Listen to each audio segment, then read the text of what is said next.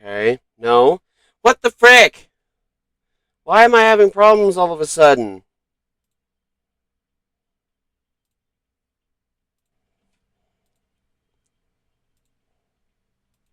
There. Oh my gosh. So stupid.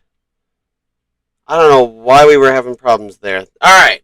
Let's try this again. Welcome everybody to the stream of Danganronpa. Hopefully today we can wrap up chapter 5. Thank you, Lucas. I just uh this week has been a week. Alright. Last time we were here, we had started the investigation because a body had apparently just shown up. So now we are now we're having to do another investigation. This is the panel that controls the sprinklers. They're set to turn on at 7:30 every morning, and Monokuma said the time positively couldn't be changed. Huh? Hold on. So the sprinklers turn on at 7:30 each morning, right? Then if the body was here before then, the sprinklers would have gotten it wet, which would mean the murder must have taken place. Sprinklers was added to the truth bullets. We have some truth bullets already. Let me pull those up. We got the Monokuma file, exploded body analysis, fake nails, tattoo, fragments, sprinklers, the knife at the crime scene, and the chicken coop chickens. Because there's 4 instead of 5. Let's go check the shed. Just to be sure, I should take a look at the tool shed. This room is dusty and disorganized. In other words, a pretty stereotypical tool shed. Is this a tarp? Wait, was there a tarp in here before? I should probably look into that. It could be related to the case. The top is wet and covered with mud and grime. But the underside, it's totally clean and completely dry. One side of the tarp is wet and dirty. Something about that bothers me. Tarp has been added to the truth bullets. That's the one thing in here that concerns me.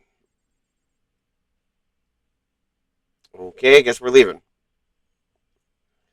What does Byakuya have to say? Good timing. Good timing, Makoto. I wanted to talk to you. What do you want to talk about? I'd like to hear your alibi. Alibi? Correct. I'd love to hear where you were after nighttime began last night. Well, I was sick, so I was asleep all night. But why are you asking about that now? And what's nighttime got to do with it? Isn't it obvious? This murder took place after nighttime. How could you know that for sure? Because just before nighttime began, I came to the garden. I was going around looking for everyone so I could tell them about Monokuma. Hiro has been spending most of his time in the garden the last few days, so I figured he'd be here. And I can confirm that when I arrived last night, there was no body here. So the murder could have only taken place at some point during the nighttime, after I had left the garden. However, Toko, Hiro, Hina, and I were in the gym together the entire night last night. What? Once I found Hiro in the garden, we immediately went to Toko and Hina's room to get them. Oh, excuse me. At that point, we all went to the gym and began dismantling Monokuma. As a precaution, we made sure not to go anywhere alone. We even went to the bathroom in pairs. In other words, all four of us have airtight alibis. The only ones who don't have alibis are me and Kyoko. And if the victim really is Kyoko, Then I'm the only one without an alibi? Also, when we went to go get Hina and Toko, we stopped by your room as well. But you never came to the door. So where, precisely, were you? I'm telling the truth. I was in my room, but I was dead asleep. I had a fever, so... That's hardly an alibi. I know. So, what now? You seem to be you seem to be at quite the disadvantage here. I'm the only one without an I'm the only one without an alibi? That's really bad, isn't it? Byakuya's account. Let's talk to Hiro. It's 11 o'clock right now. Okay, and? Oh, well, I was just thinking about when we first found the body. When the body was found, huh? I should look back at what I did this morning to help me remember when that was. Monokuma's announcement woke me up at 7 o'clock as usual, and I headed for the dining hall pretty soon. Once I got there, I met up with Hina. That was right around 7:30. Then I headed to the gym where everyone else was waiting. Next, Toko went to get the pickaxe, and that's when she found the body. What time was that then? Now then, Toko, what time is it? Well, when we left the gym, it was just before 9 o'clock, so it's probably 9 on the dot now. That's right. It had to have been right around 9 o'clock. Ah, now that you mention it, I think you're right. So I think we can say for sure that the body was found at 9 a.m. Okay, my job's done. That's a pretty small job. When the body was found.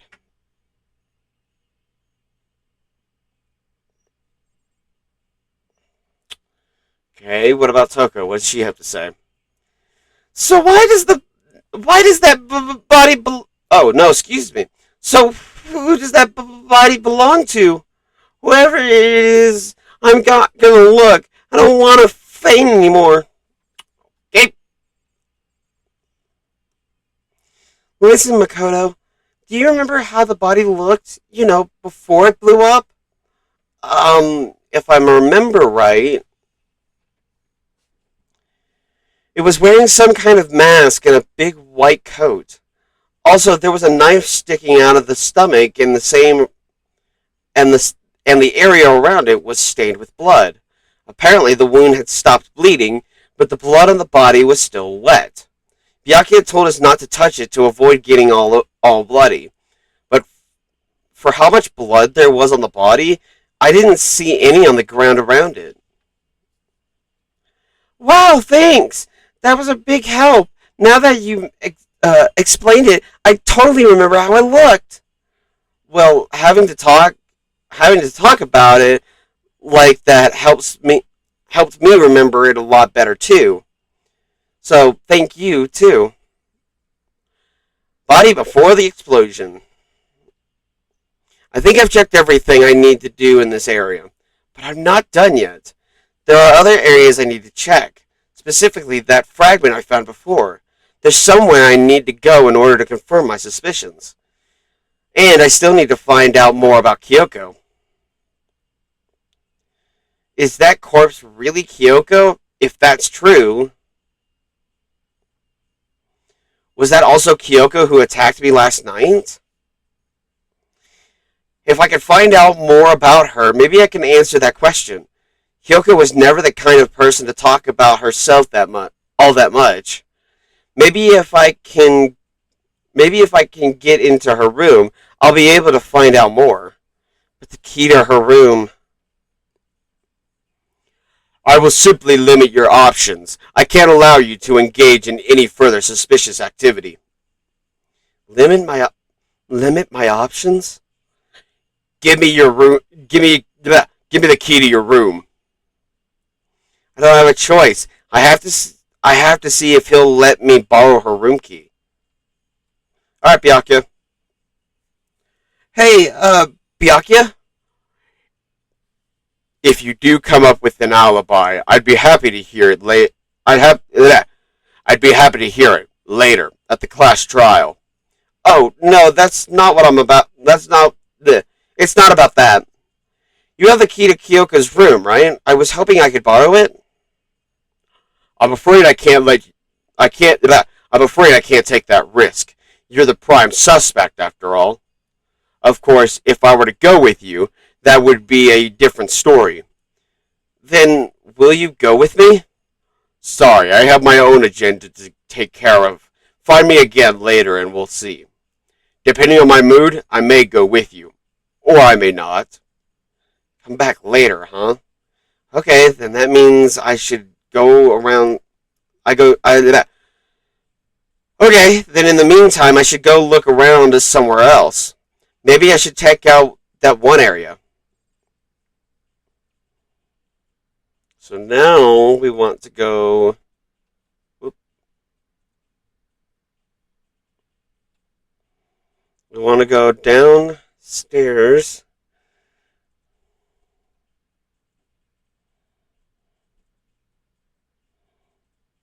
We want to go to the gym.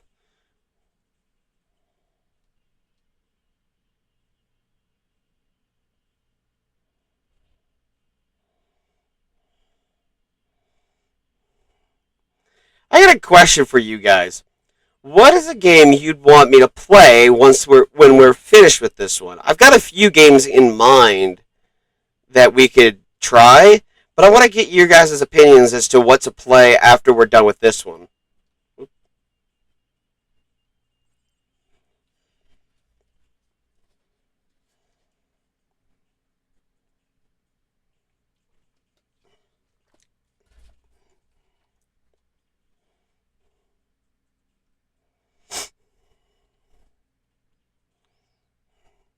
Monokuma's laying dismantled on the floor, but I figured it wouldn't be here.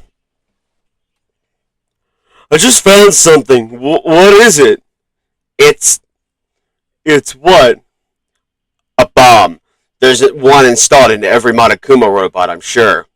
A bomb? And that bomb went missing. There's no doubt about that. The fragments I found in the garden, fragments near the dead body. Okay, I've checked everything I can think of. All that's left now is Kyoko's room. I should head back to the garden and ask Byakuya.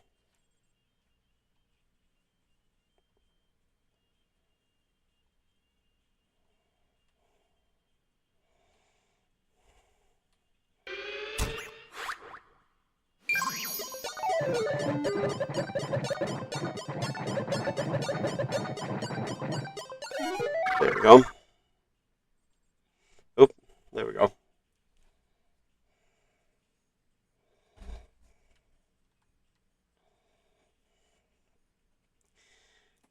You think you can, let's see. You think you can go soon, Byakuya?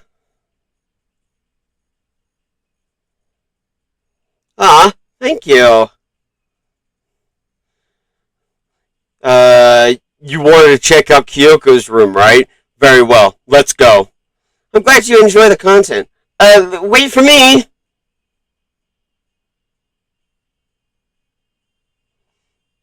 Yeah.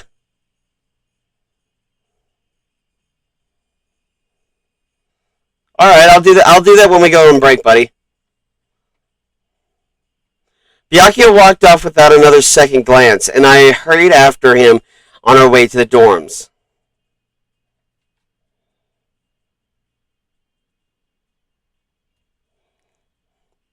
Well then, here we are. Here we go. Byakuya took out the key and slid it into the keyhole, and then... And it's open. Looks like it. Thanks.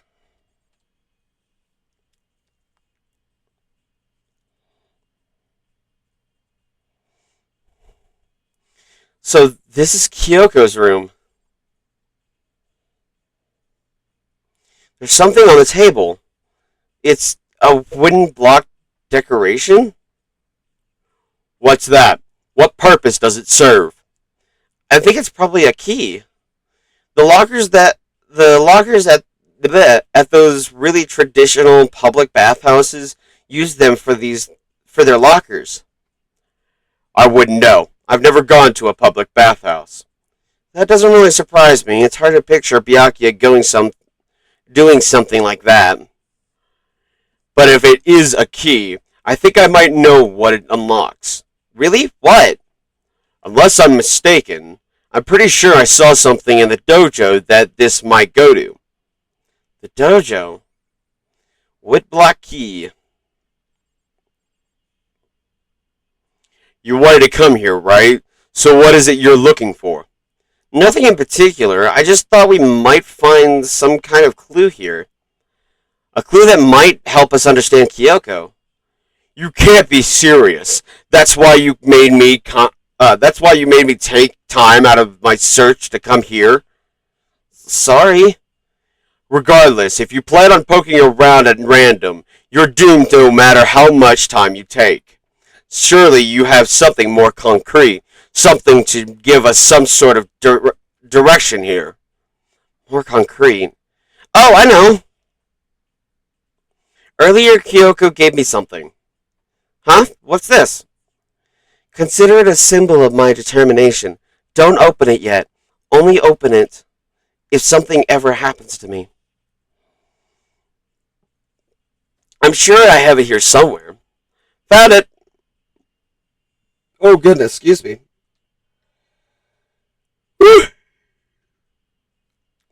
What's in the envelope? Kyoko gave it to me. She said if something ever happened, I should open it. Well, something has certainly happened, so open it. Okay. I opened the envelope and looked inside. Inside was a single piece of paper. Under the sheets. That's all that was in there? Yeah, looks like it. Under the sheets. What could it be? But could something be hiding under the bed sheets? Part of me didn't expect to find anything, but as I lifted up the sheets... What's this? I found a crinkled up piece of paper. Class number 78, student registry. Mukuro Ikusaba? It appears to be Mukuro Ikusaba's profile. Yeah, looks like it.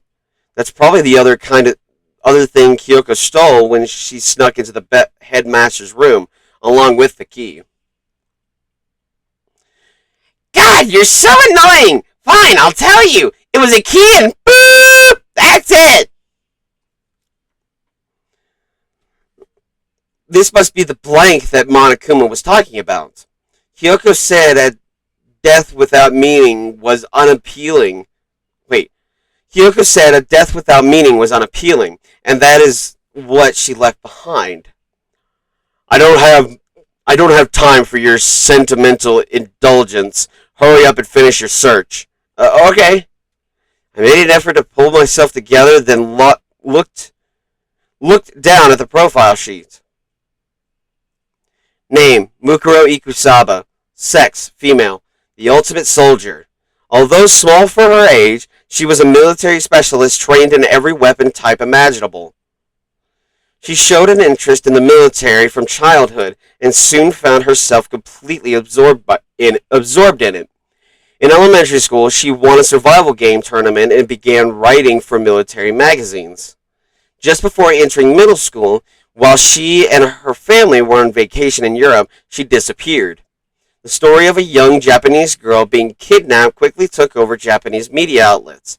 An intense international investigation turned up no information, and she was never found. However, she reappeared in Japan 3 years later, and alone and completely unannounced. She revealed that she had joined a mercenary group known as Fenrir for those 3 years. She insisted that she hadn't been kidnapped, that she'd received battle training of her own volition. However, she never revealed why she decided to return home when she did.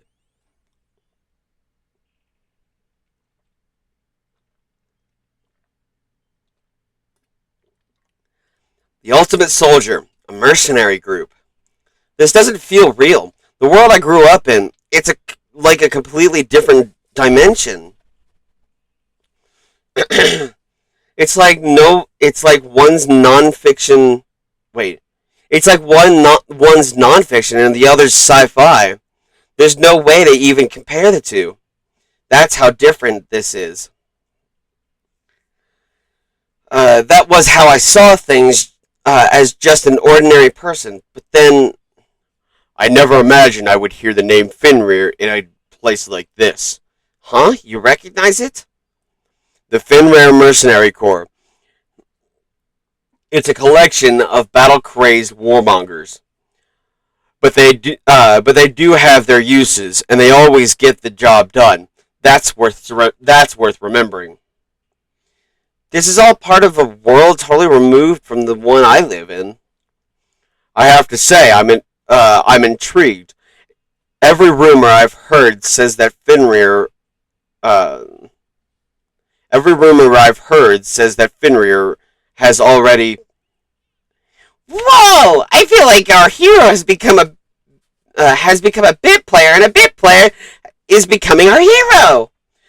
It's you. Hmm? What do you what have you got in your pretty little hand there? Uh-oh, you found her profile. Sort of, I did. Don't freak out on me. I'm not going to hold it against you or anything. And in case you're wondering, I don't hold it against Kyoko either, even though she stole it and hid it. After all, there's no rules against stealing, is there? But who I can't forgive is Miss Ogami, who broke the rules and busted into the headmaster's room.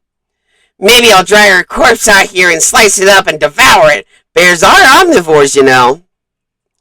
Are rule violations really so unforgivable? You're quite adamant about those regulations of yours. Of course I am. A proper school life is built on the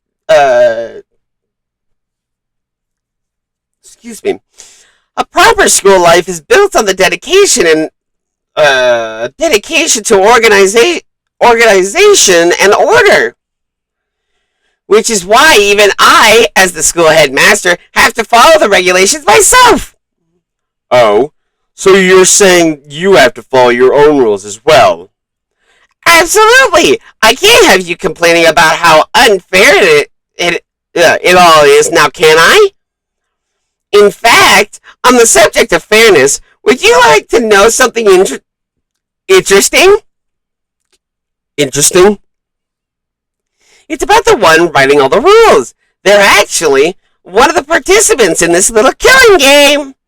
I don't think I ever actually told you how many participants there actually were, did I?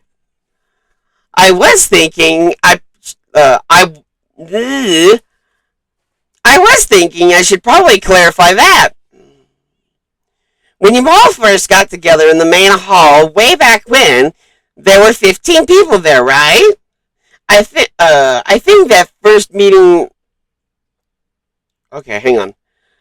I think that first meeting may have led to a little misunderstanding among you all. A misunderstanding? Are you saying? That's right. There weren't actually 15 of you. The total number of students taking part in this killing game was actually 16. 16? Then.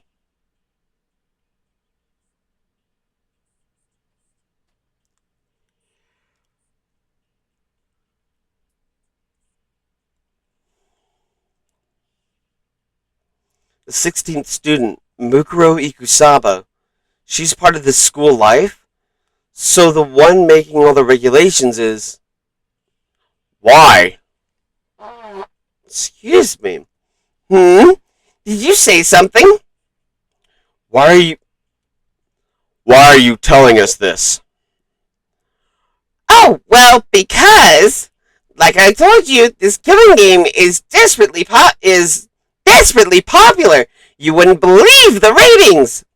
And since we've got so many viewers now, I wanted to make sure everyone was on the same page. I don't want to wake up. I don't want to wake up to a hurricane of complaints and hate mail, you know. Makes sense? Okay, that's all you get for now. Oh, actually, I do have some revenge to get, so I have an extra bonus for you. Revenge? I want to get back to that sneaky Miss Kitty Geary, so I'm going to share a little secret with you. Seriously? You know how she wears those stupid gloves day in and day out, all the time?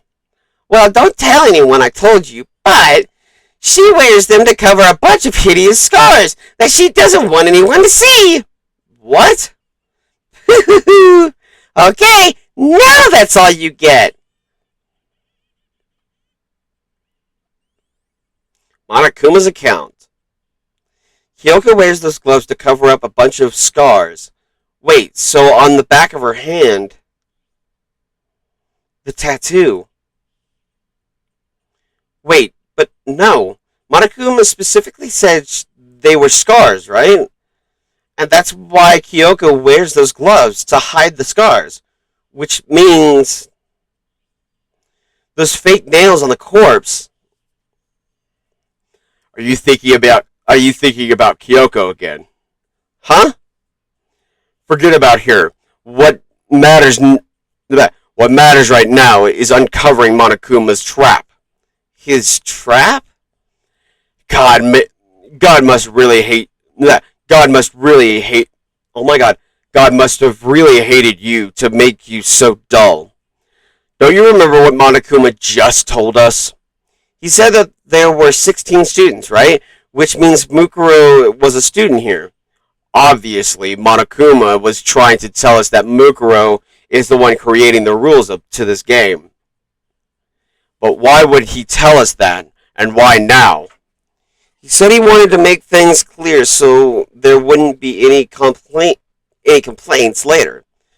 But the mere fact that he said that proves that Mukuro is connected to this case.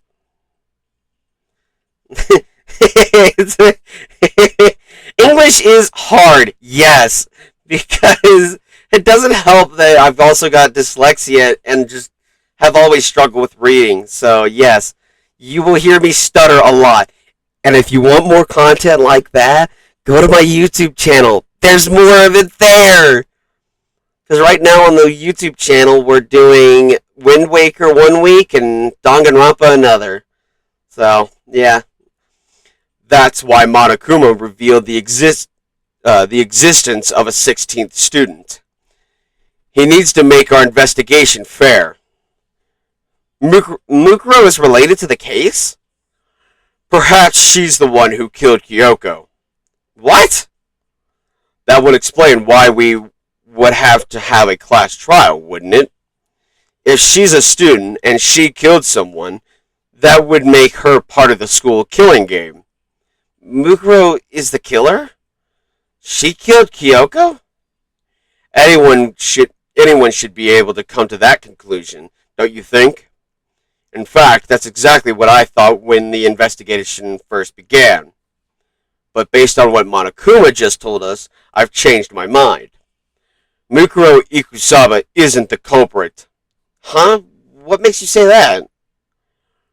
We thought Mukuro, the ultimate despair, was the mastermind's true identity. But if that's true, Monokuma's behavior makes no sense. Why would the mastermind go out of their way to reveal themselves to us? That's a good point. Mukuro giving us information that would raise questions about her would be bold, to say the least. It makes more sense, then, to assume that Mukuro isn't the culprit. So that's the trap? They want us to suspect Mukuro and come to the wrong conclusion? That's what makes sense to me. The way he says it, it definitely doesn't seem possible, but if that's really true, if Mukuro isn't the killer, then who is? Well then, I believe our work here is finished. Let's move on. I'm sure there are other places in need of investigation. I should find out if that key to the dojo really are connected. I should find out if that key and the dojo are really connected. Well, are you coming?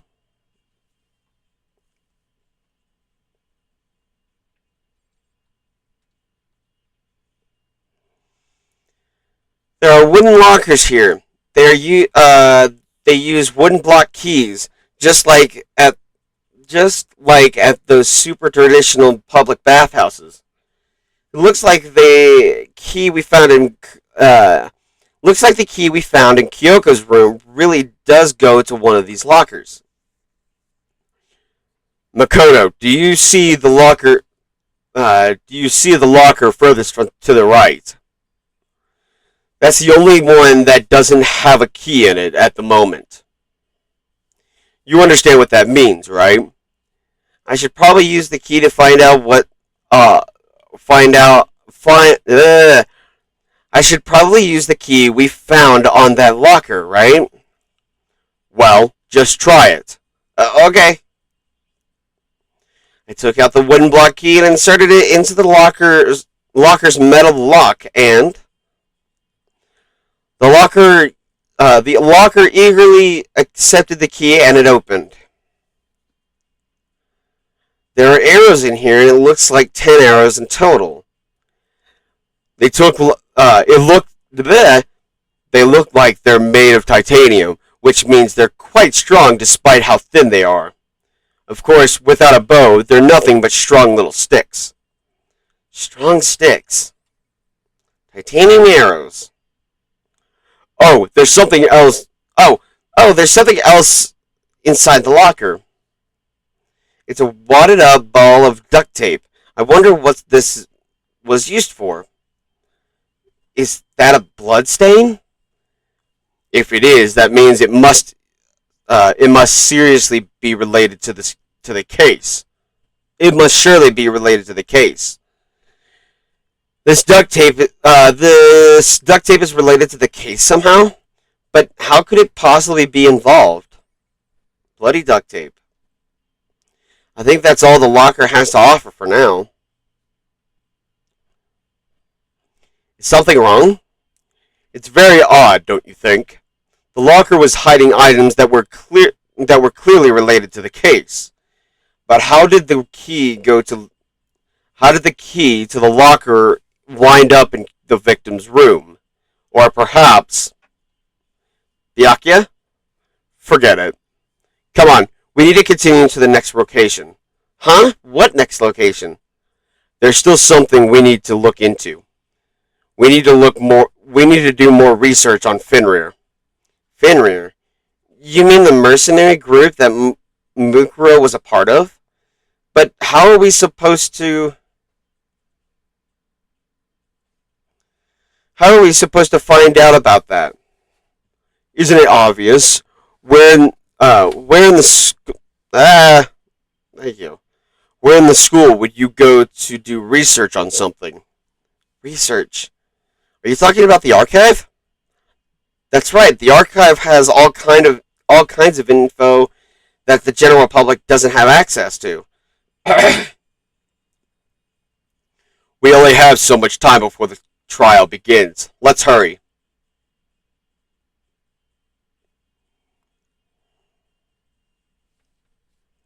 I believe there was a file related to Fenrir somewhere over here. Byakuya seemed to know the archive like the back of his hand. It went straight to the shelf on the back. Ah, here we go. He quickly returned with the file in hand. Ugh. Take a look at this. I have no idea what it says. What language is this? How did you make it all the way to high school without learning a single word of French? I'm pretty sure most high schoolers can't speak French. Well, whatever. I'll read it for you, but I expect you to repay your debt 100 times over. 100 times? Isn't that kind of extreme? Fenrir is an elite fighting unit based out of the Middle East. Unlike military contractors, they are a fierce group of soldiers who engage in direct combat.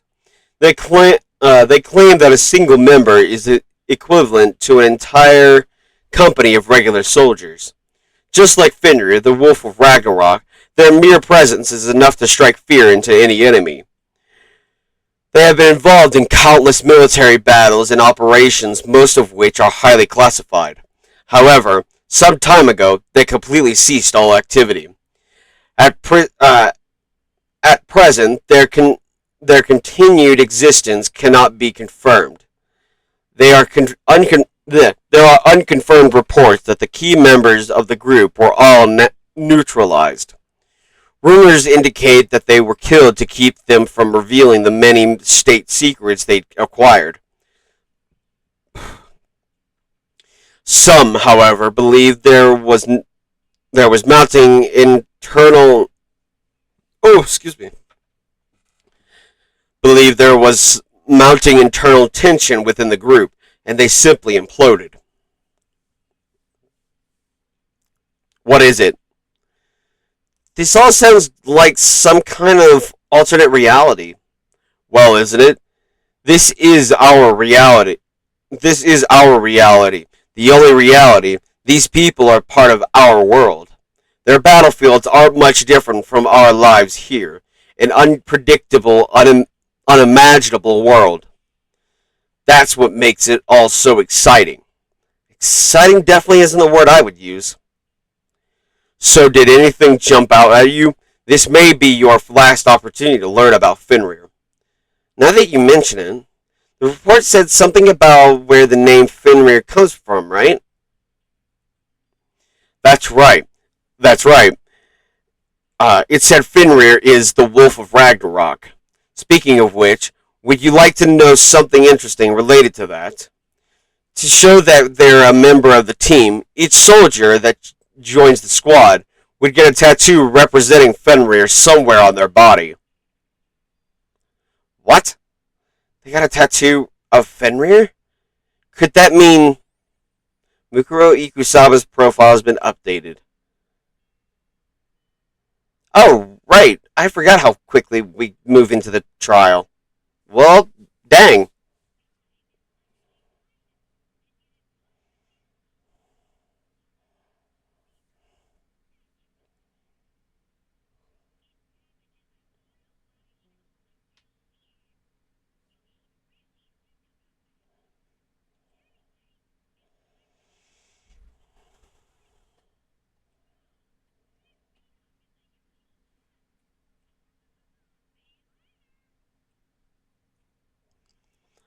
Then the time has come. All we can do now is try to uncover the truth during the class trial? It would seem that way. Let's go. Well, I guess we're moving on. That was faster than I remember it. Whoa! Whoa! Byakuya and Makoto showing up together? Where the heck have you two been? You just disappeared without a word. We were investigating, of course. How could you not figure that out by this point? Makoto's ranked high enough to get you guys to go off together? Just the two of you? What, are you jealous? Or are you making up some kind of creepy fantasy for yourself?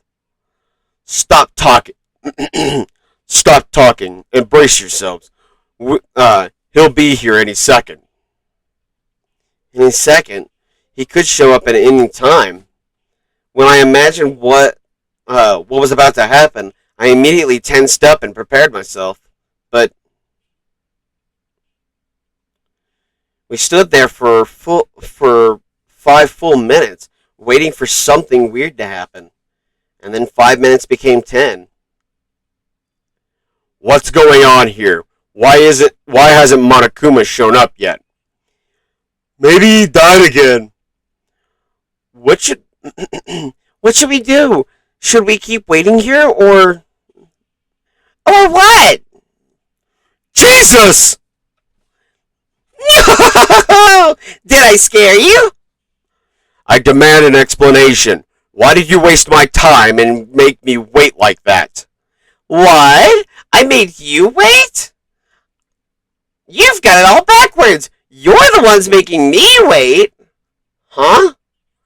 I've been waiting for everyone to arrive. We can't start till everyone's here now, can we? What are you talking about? Everyone is here. We've all been waiting for you. Sorry, but you're wrong. I've been waiting 10 minutes now. So it's so it's okay if I punish the one making us all wait, right? If we all agree it's a violation, I'll arrange a punishment right now. If it's me you're waiting for, I'm here. When we heard that voice, we all spun around to look. I'm here, and no rules have been broken. Kyoko! Kyoko, you're still alive! No! That's a ghost! Stop talking. If you want to fight, do it at the class trial. You need to save some of the fun for later, right? But is it okay? But is it okay that there's no particular penalty for being late? I made it here just fine. What school regulation did I violate? Am I wrong? You're so selfish, so spoiled. You're right. There's no penalty officially, but I bet you'll be sorry later. No, I'll make sure you're sorry later. Anyway, hustle your butts into the elevator. I'll be just one step ahead of you. When Monokuma was left, we all rushed up to Kyoko. Kyoko! So you really didn't die? Of course I didn't die. Thank God. I'm so glad you're okay. Perhaps, but that's not necessarily a good thing for us. Huh? He's right. Now we've got to deal with a ghost. I told you to stop talking. Come on, let's just go. Whatever we need to discuss, we could do it during the trial. Without even looking directly at Kyoko, Byakuya stepped into the elevator. Master, wait for me. Good call. Who knows what might happen to us if we take too long. I'll be happy when this trial is all over. One after another, everyone piled into the elevator, but I couldn't help myself. I had to talk to Kyoko before the trial started. Listen, before we get started, I have to ask you. Where have you been this whole time? You used the key of yours to go somewhere. Didn't you? So, I went to investigate the second floor of the dorms. The second floor?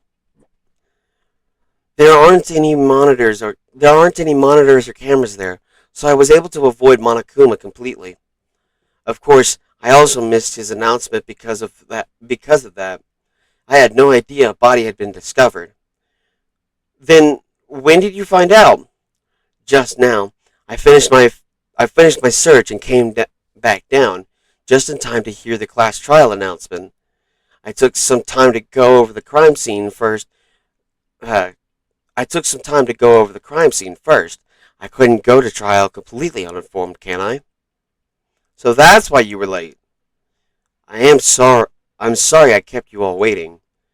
But if you were on the second floor of the dorms, then that's what the key you found goes to? Actually, to be precise, not quite. I used Monokuma's secret tool, which can open any lock in this school. What? Kyoko's account. Hey, what are you two doing? Hurry up, before we get into trouble with Monokuma. We can go over all the details after we get through the trial, okay, Makoto? Right now, I just want to focus on surviving our current situation. Because this is probably the single most crucial moment so far for me. For her? That's a strange way to put it. The class trial is important for everyone, right? So why would she say it's a crucial moment for her? Well, if that's all. Seemingly unconcerned, Kyoko made her way to the elevator. I'm just overthinking what she said, right?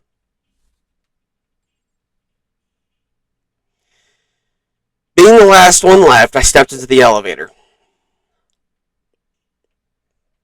The doors slid shut. This time, the clunking was loud enough to hurt my ears, and the dread began to consume me once again. I can't imagine ever getting used to the mental pressure that comes with preparing for an execution. In that dusty darkness, nobody said a word. We just stood there, silent and still. After an immense, after an immeasurable amount of time, After an immeasurable period of time, the doors opened without warning. A dazzling, a dazzling light penetrated every depth of my eyes, but it wasn't the illuminating light of hope. It was the blinding light of despair. I've been waiting for this. I feel like it's been forever since we got together like this. The time of her pointless jokes and jabs has passed. Let's get it on with the show. And so the curtain opened for the fifth time. A deadly judgment, a deadly deception, a deadly betrayal, a deadly riddle, a deadly defense, a deadly faith, a deadly clash trial. Okay, I am. That's not the button I wanted. No. Okay, so we're gonna. What I'm gonna do is close this, open it back up, because I'm going to use one that was already created from last time because it's got because I had to. This is basically a re-recording kind of screw up because of what happened last 2 weeks ago. We'll just do this. Continue. Yep. All right. Now we're back to where we were. We're going to take a quick break.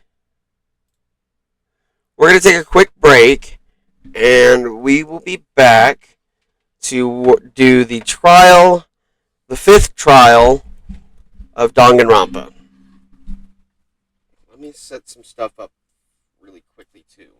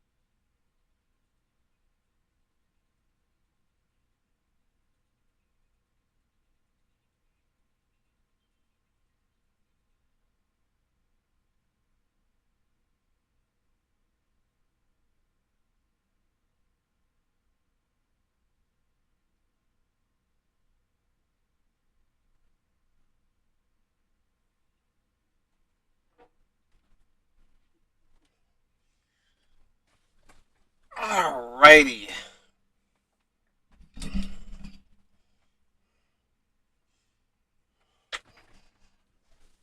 Alright.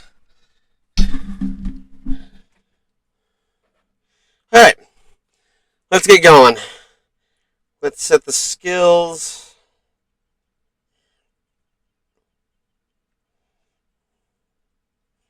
Perfect.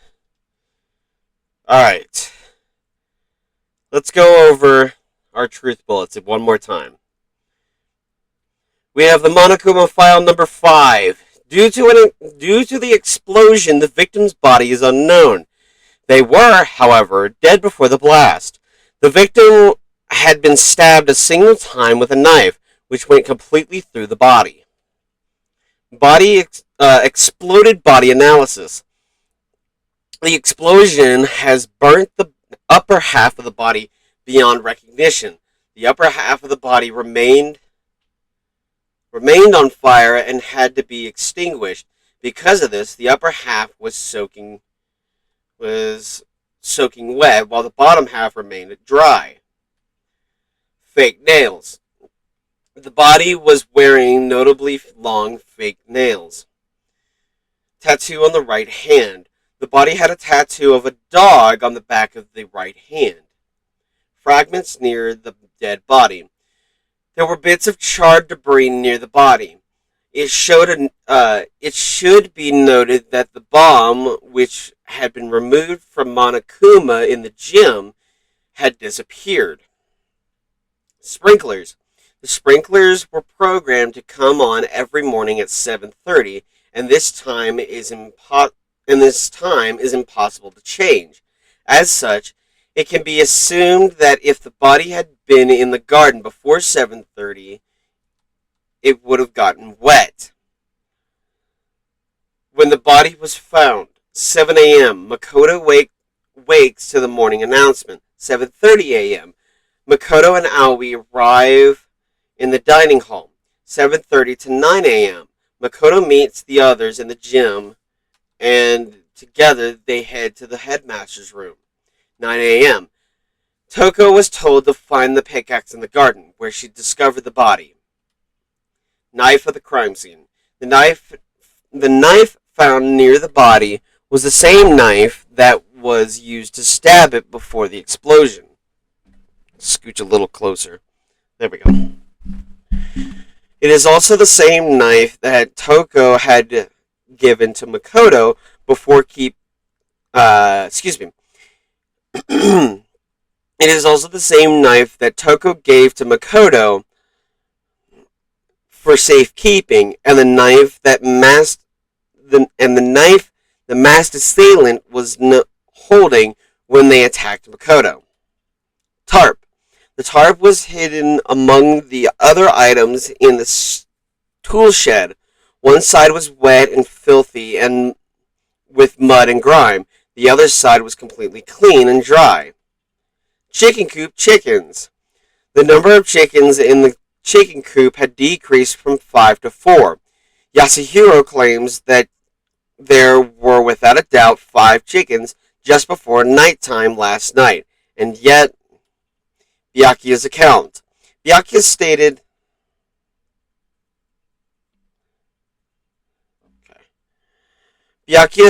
that there was no corpse in the garden just after nighttime last night, so it can be assumed the murder must have taken place sometime after that.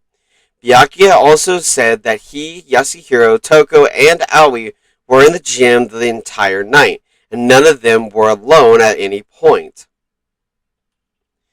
Body before the explosion. The corpse had a mask covering its head and a white jacket covering the body. A knife had been thrust into the abdomen, and there were blood stains around the wound. The body stopped bleeding, and the blood was still wet. It was noted, however, that there was no blood on the ground around the body. Mukuro Ikusaba's profile. Mukuro Ikusaba, female, known as the Ultimate Soldier. She became Oh my god. This is poor English right here. She became been obsessed with the military from a young age. She disappeared while on vacation in Europe and reappeared in Japan 3 years later. Apparently, every member of Fenrir gets a tattoo somewhere on their body to represent their membership in the group. Monokuma's account. Apparently, the killing game began with 16 participants, all students. It is assumed that Mukuro Ikusaba was the 16th student. Monokuma also revealed that the reason Kyoko wears gloves is to hide something she doesn't want anyone to see. Woodblock key. This woodblock decoration was found in Kyoko's room. It looks like it's actually the key to one of the lockers in the dojo. Titanium arrows. A set of titanium arrows was found in a dojo locker. There appeared to be 10 in total. Bloody duct tape. Along with the arrows, there was also a wadded up ball of duct tape in the locker. The duct tape had traces of blood on it. It's assumed that this is related to the case, but nobody can imagine how. Hyoko's account. Hyoko used Monokuma's secret tool, which grants access to any room in the school, to sneak into the second floor of the dorms. This area seems to have no monitors or security cameras. Well, that's all the truth bullets. Let's head on in.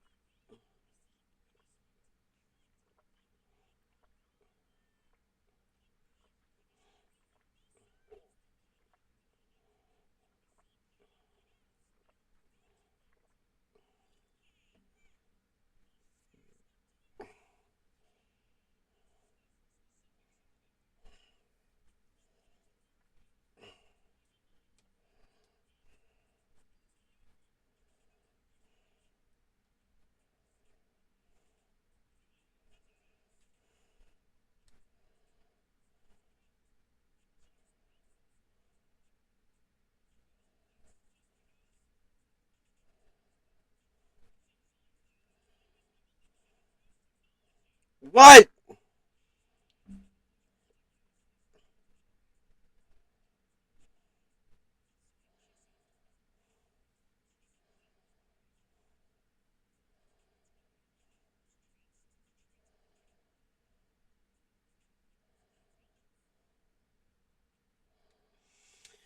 One important trait Kyoko has that proves the body doesn't belong to her.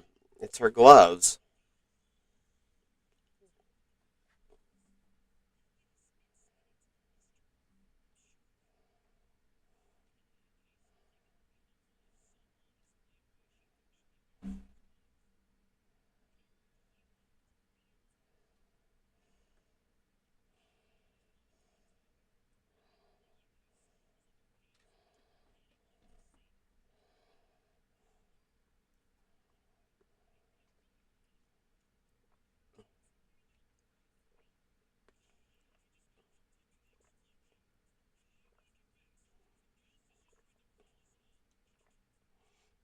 There's no way the corpse was Kyoko, but if I can't prove why, there's we're gonna be stuck here, and the case won't move forward.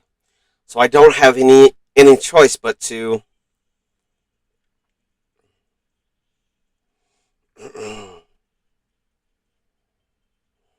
Tattoo on the right hand, exploded body analysis, and fake nails.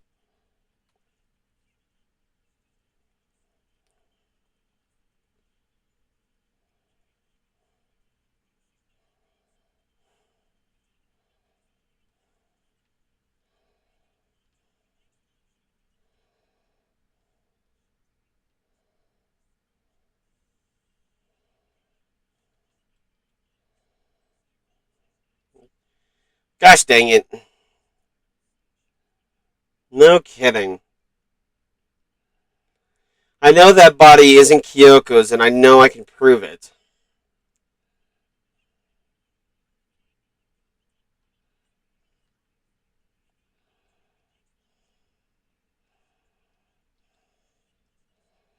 Ah, dang it.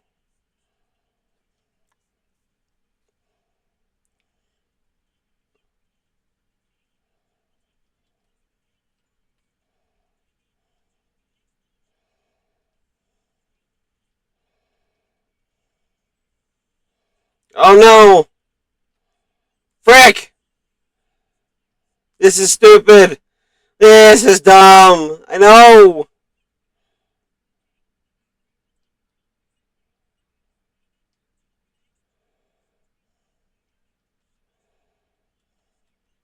God dang it. I'm trying. I'm trying.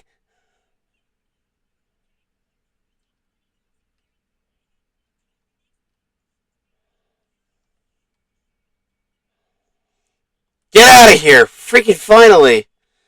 Jesus.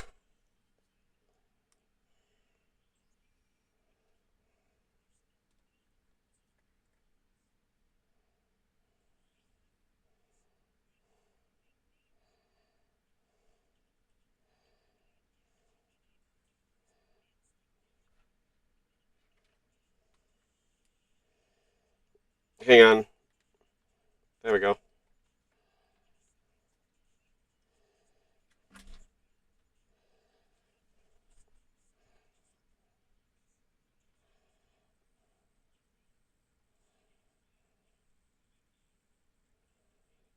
And you do?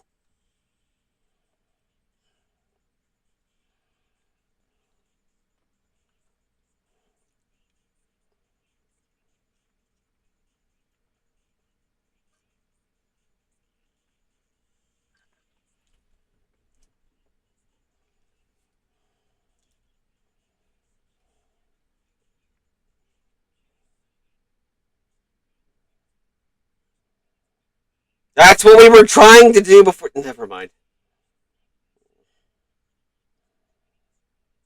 Thank you, Byakuya.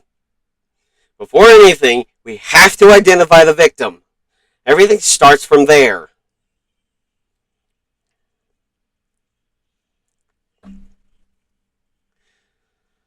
Sprinklers, exploded body analysis, tattoo on the right hand.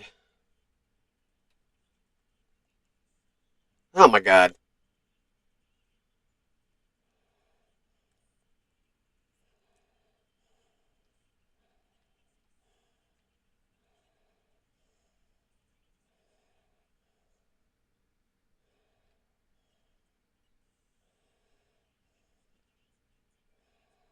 Uh, and the one thing that that can tell us was on the victim's own body.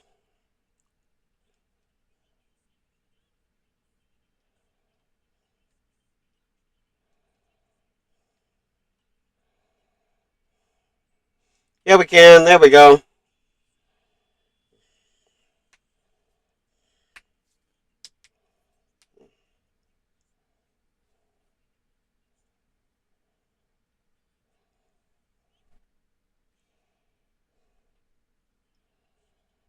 That's all right.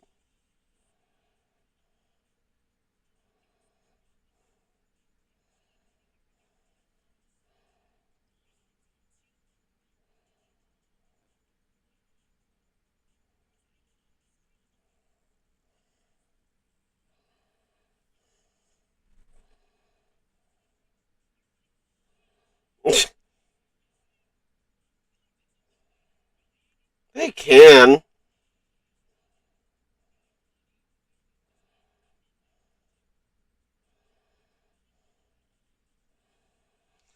If you compare the tattoo to other information we have, the victim's identity should be clear. This one.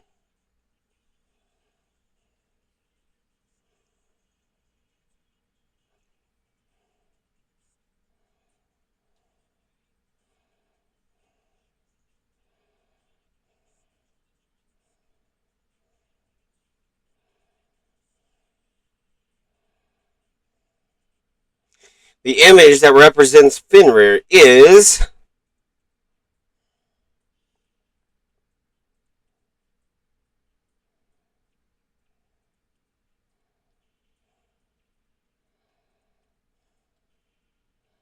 There we go. Big old puppo.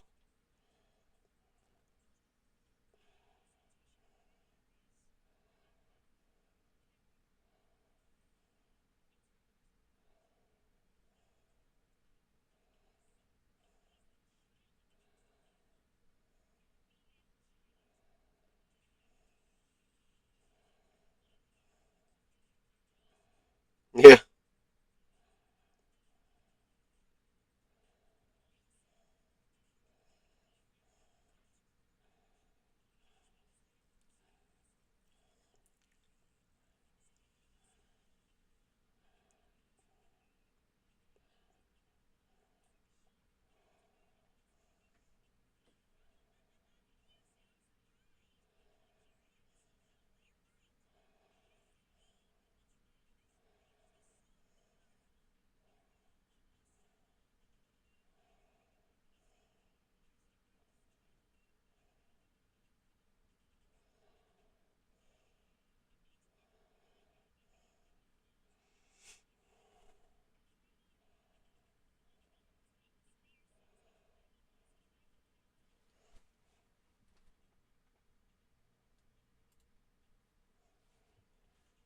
Making sure.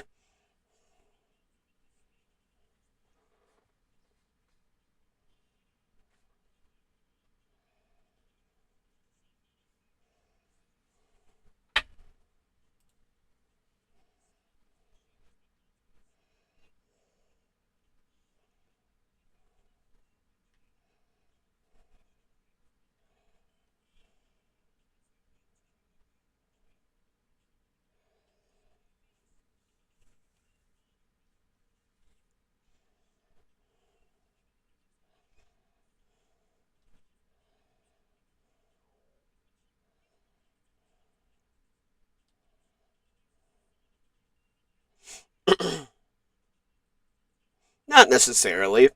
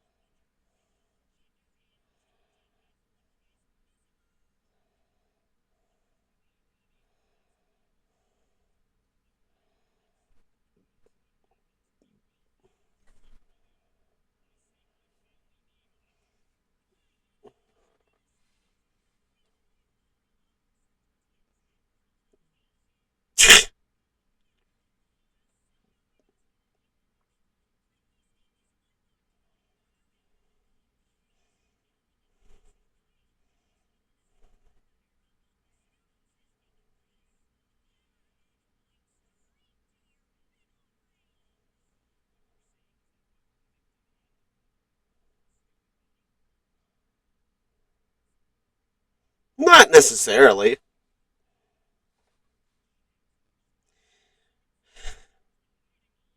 No.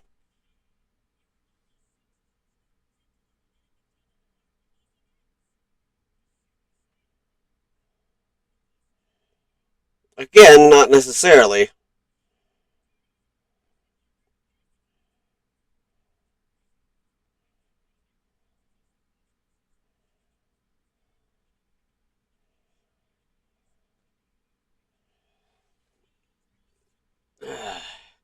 Based on what we know, there can only be two suspects.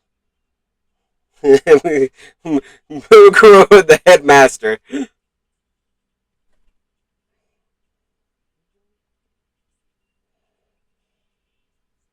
Because we don't have an alibi.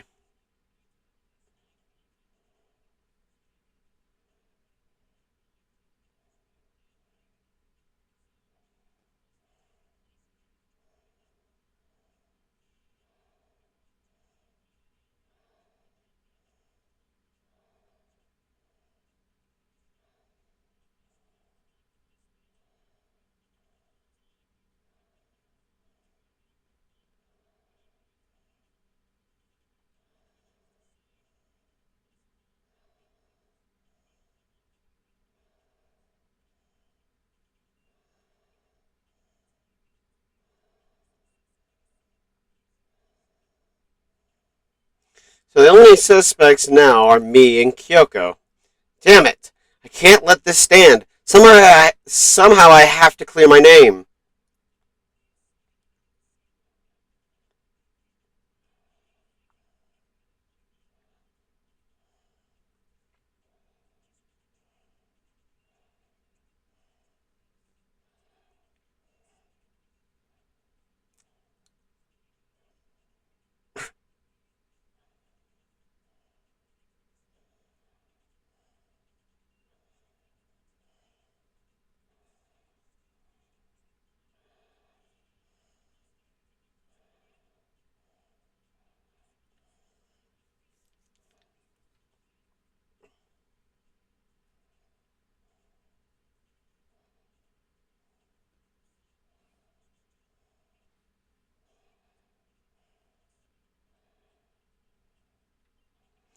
It's literally just what time did she go find the body?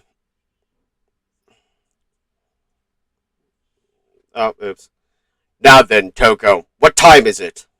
Well, when we left the gym, it was just before 9 o'clock, so it's probably 9 on the dot now? Okay, go get the pickaxe and be back here by 9:01.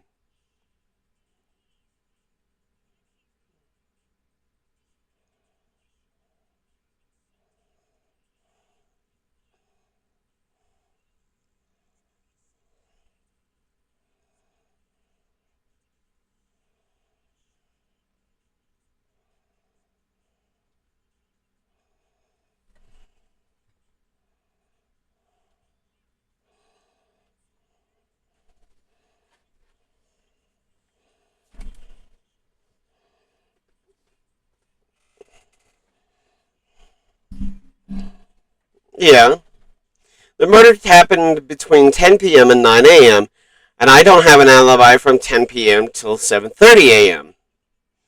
Okay, then, it looks like the game has begun.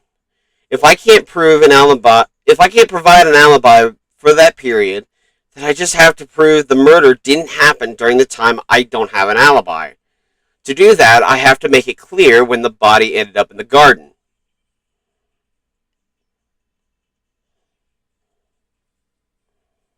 Sprinklers, exploded body analysis, fragments near the dead body.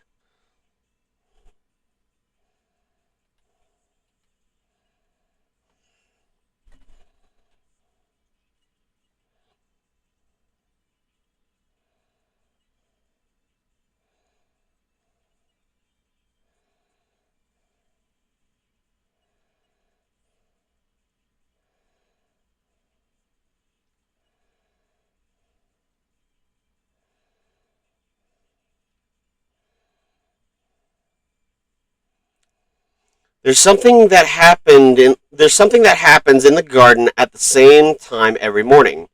Thinking back, the corpse was almost totally dry. In which case, I should be able to figure out when the body must have appeared in the garden.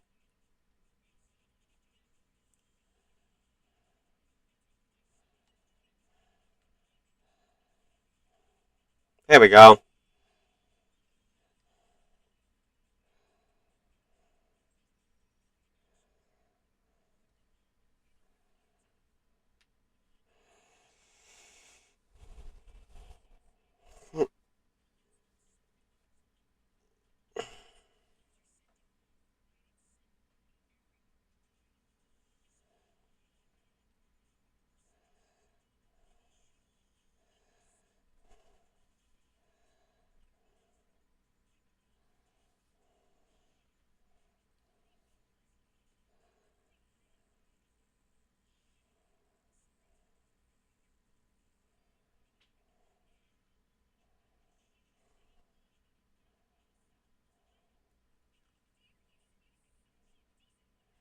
Ew! No!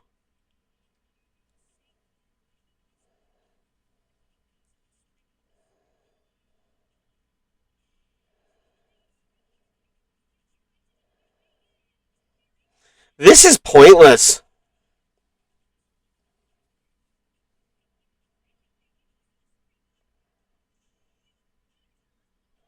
Oh my god. I need to prove that it wasn't the sprinklers that that got the body wet. All I have to do is hit Toko with certain evidence, and that should do it. If we look at the body itself, that should make it clear. God bless. This truth segment is pointless.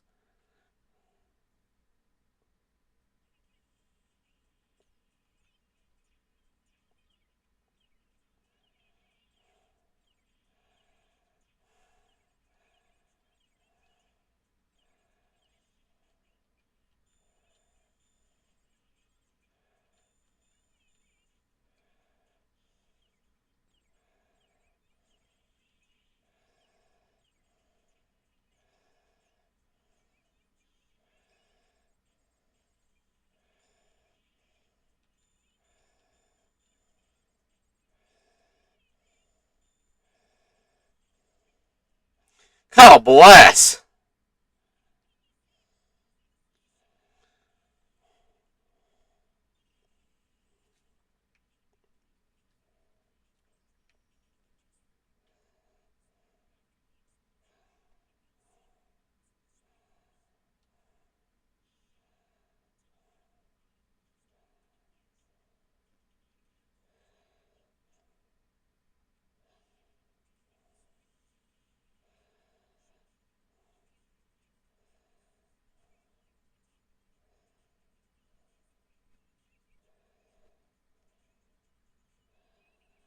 Oh, the reason I just realized the reason she does this is because she doesn't remember as to what happened.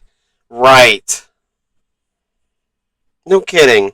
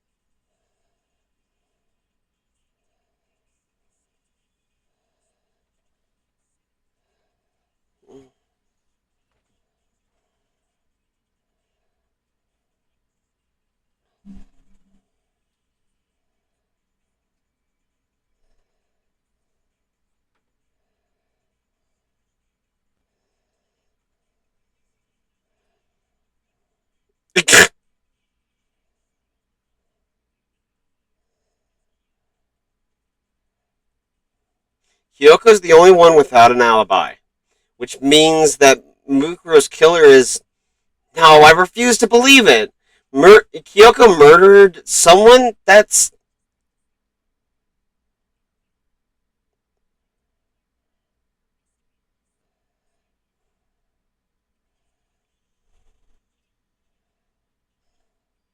Huh?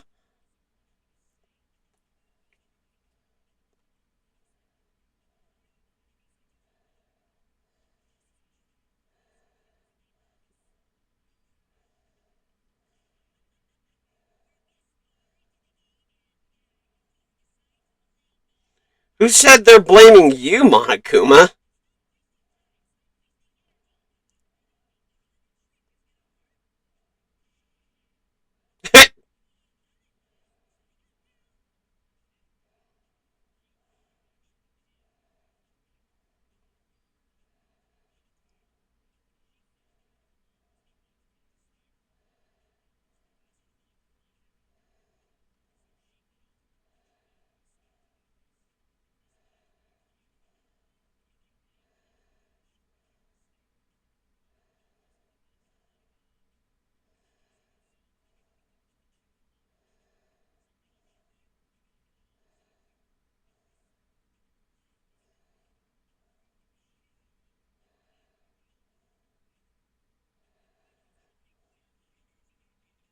Not necessarily.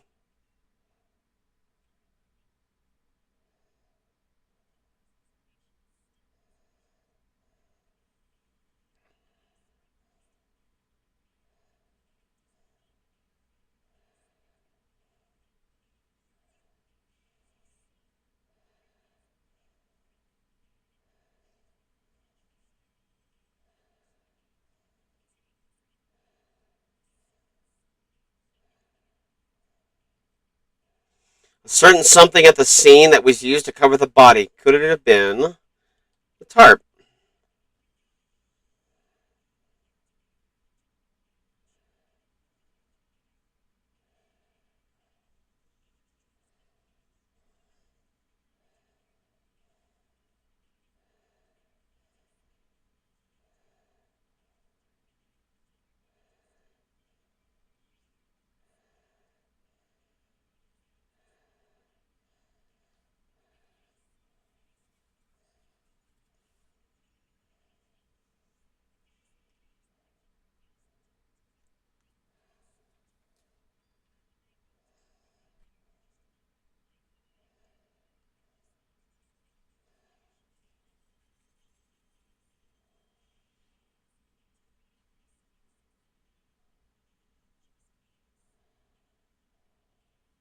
Why would Kyoko say that? Why would she want to make me look like the killer? No, I can't think about that right now. That tarp. If it was used the way Kyoko said, the tarp must have touched the body, right? But the body.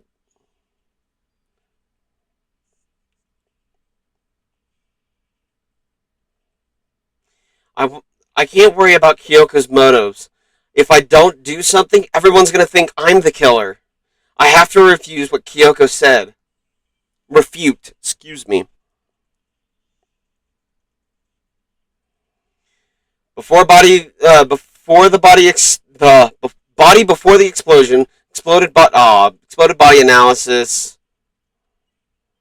fragments near the dead body. That's what it is.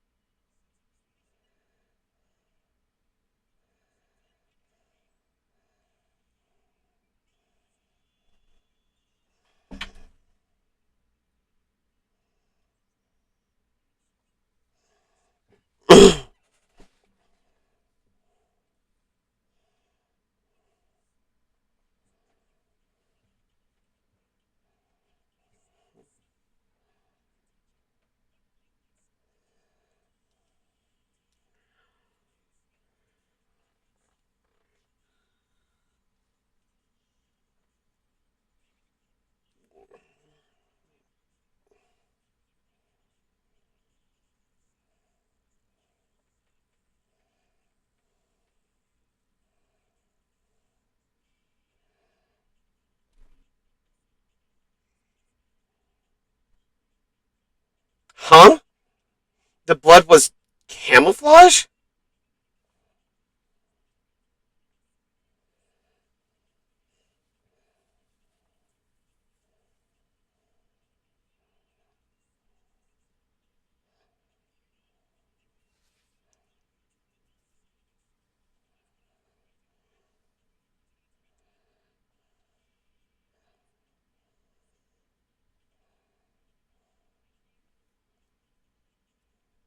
They got the blood right there in the garden, right? Which must mean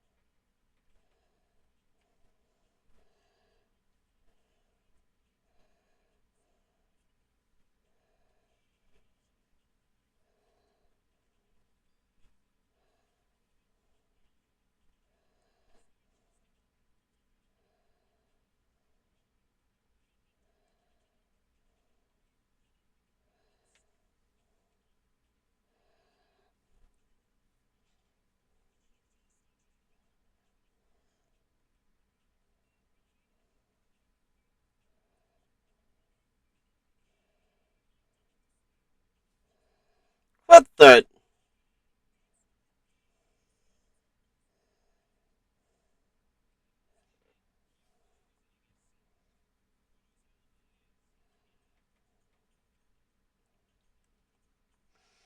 And the suspicion falls back on me again.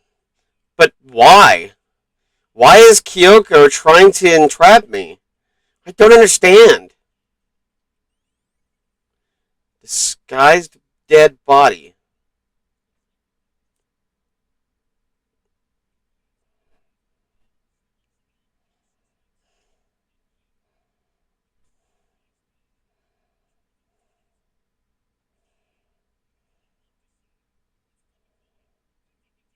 That's not good.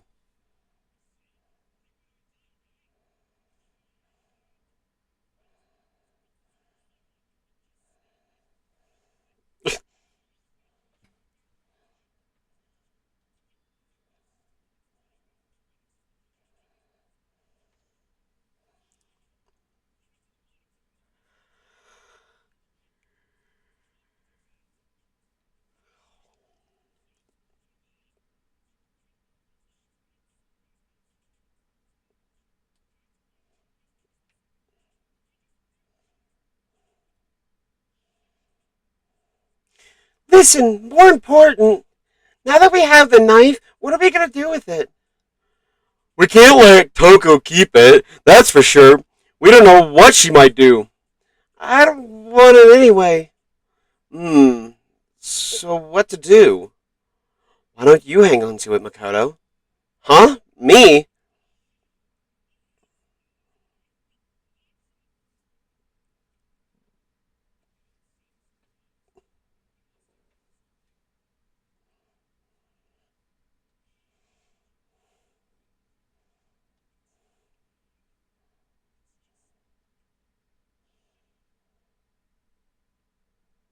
I couldn't be sure of what actually happened last night. I thought maybe I really did kill her.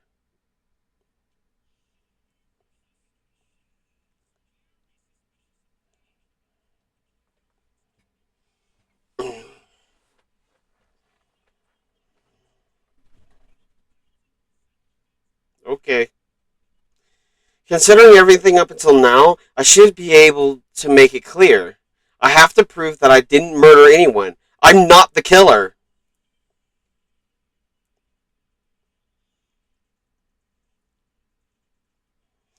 Disguised dead body, exploded body analysis, fragments near the dead body.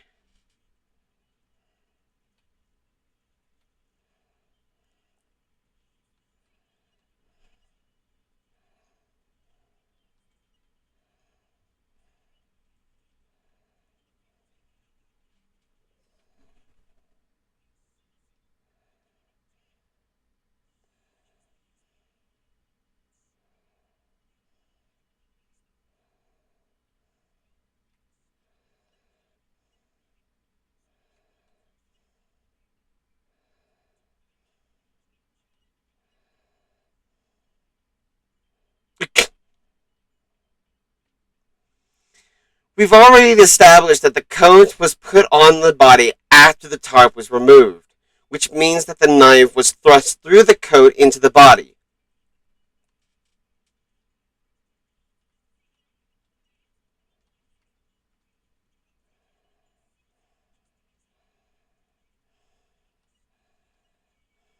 No, it's not.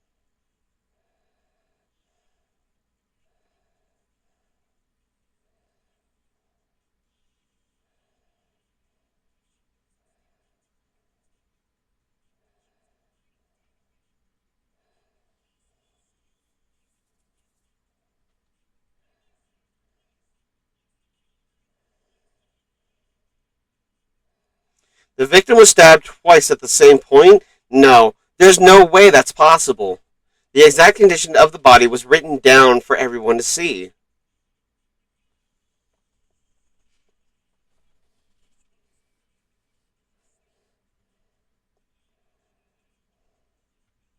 Oh my god.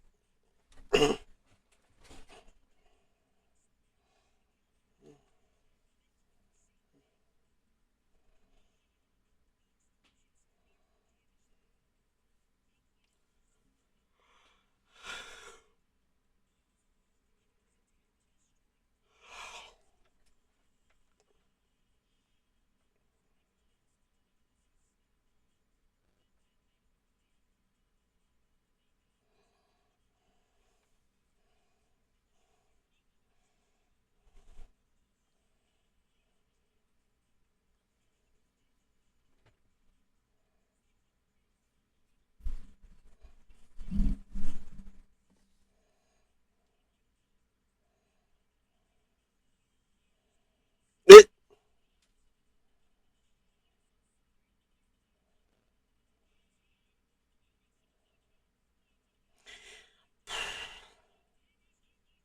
yes, Hero, we'll go with that.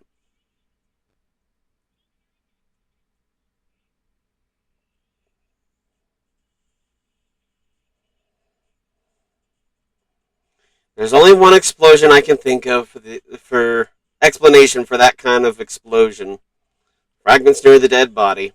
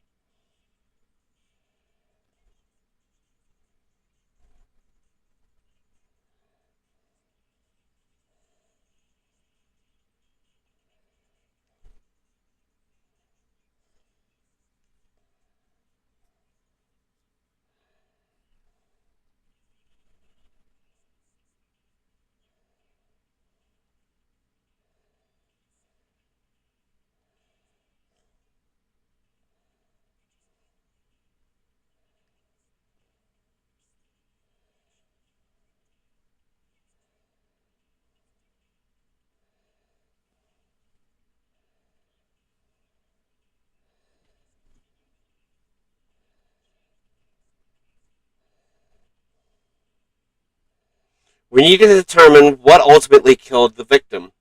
I need to concentrate.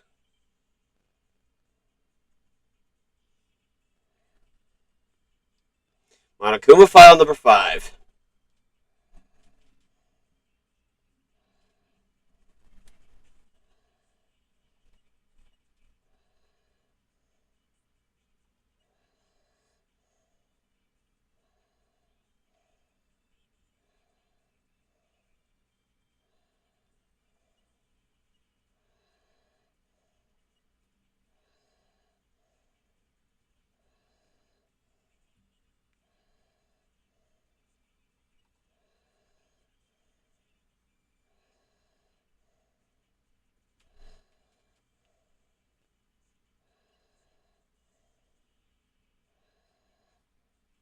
The knife was a cover up, and all the other wounds on her body weren't fresh, which only leaves.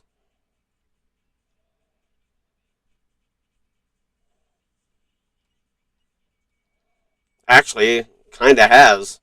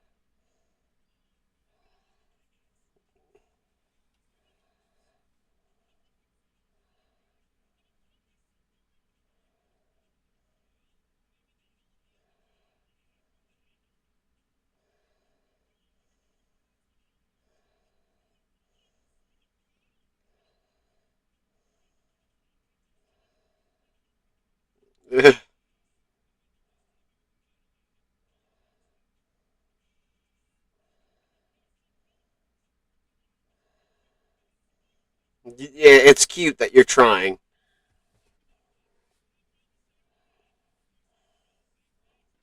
Okay.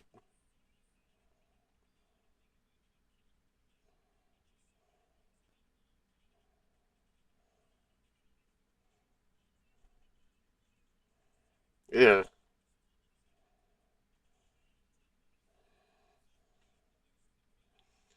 Sure. The real murder weapon.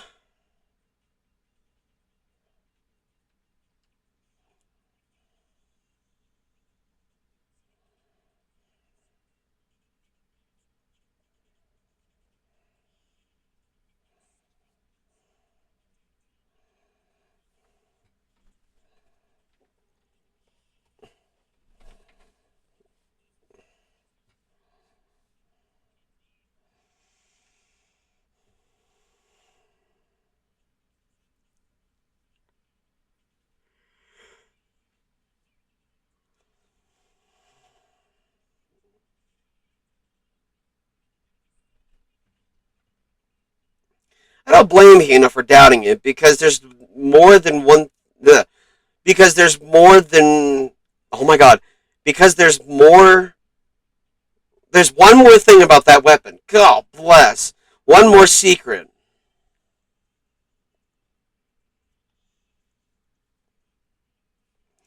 Bloody duct tape, wood block key, titanium arrows.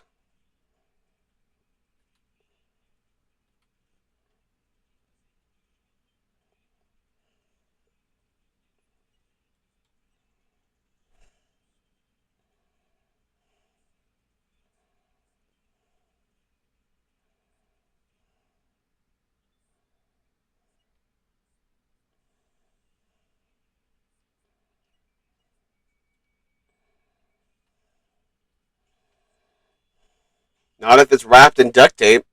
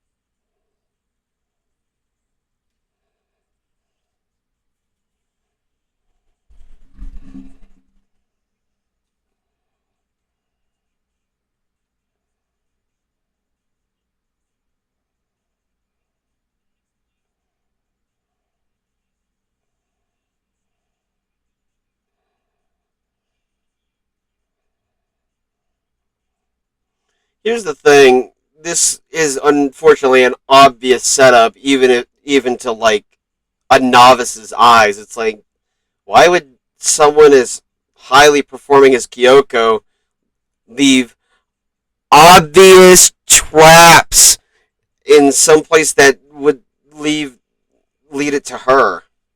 It's so dumb.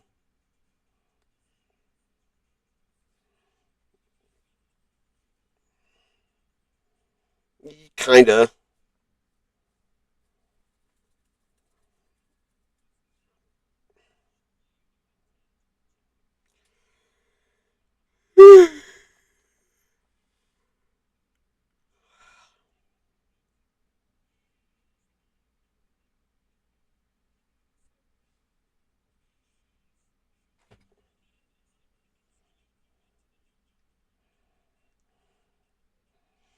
I have evidence.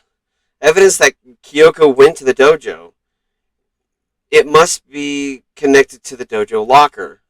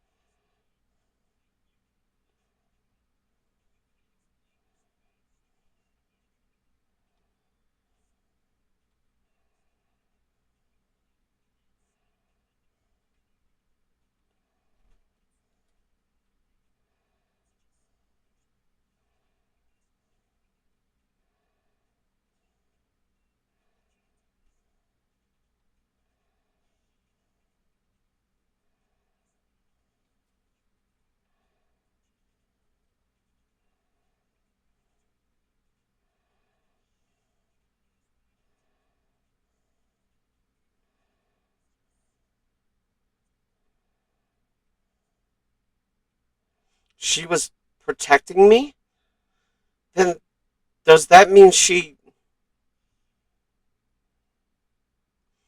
knew I was being attacked and she came to my rescue? Could that be when which which would mean that Kyoko, she killed someone for me?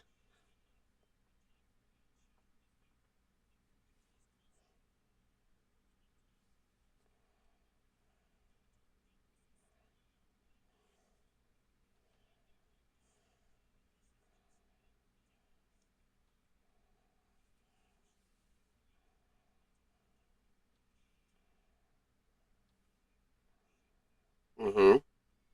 What? Byakuya should know better than anyone?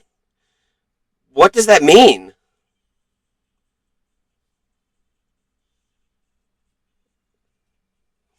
When the body was found.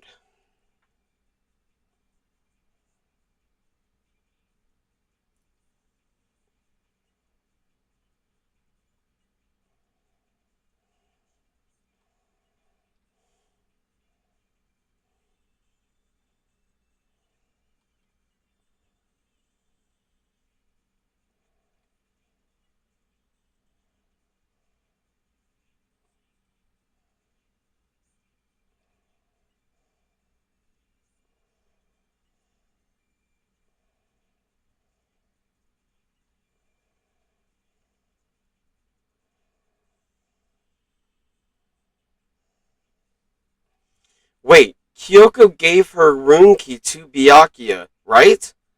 Which would mean.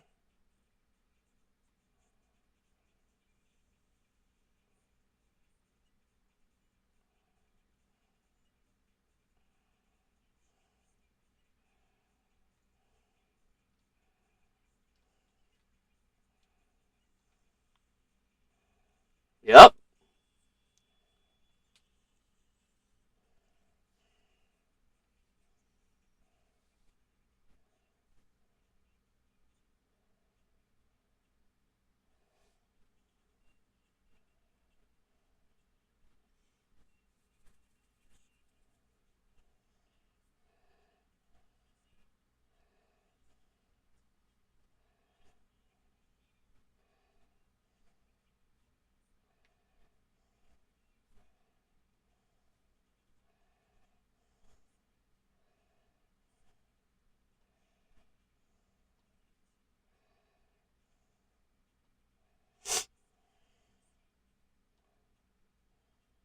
No, that's not actually true. There was a clear contradiction in what Kyoko just told us. An obvious lie.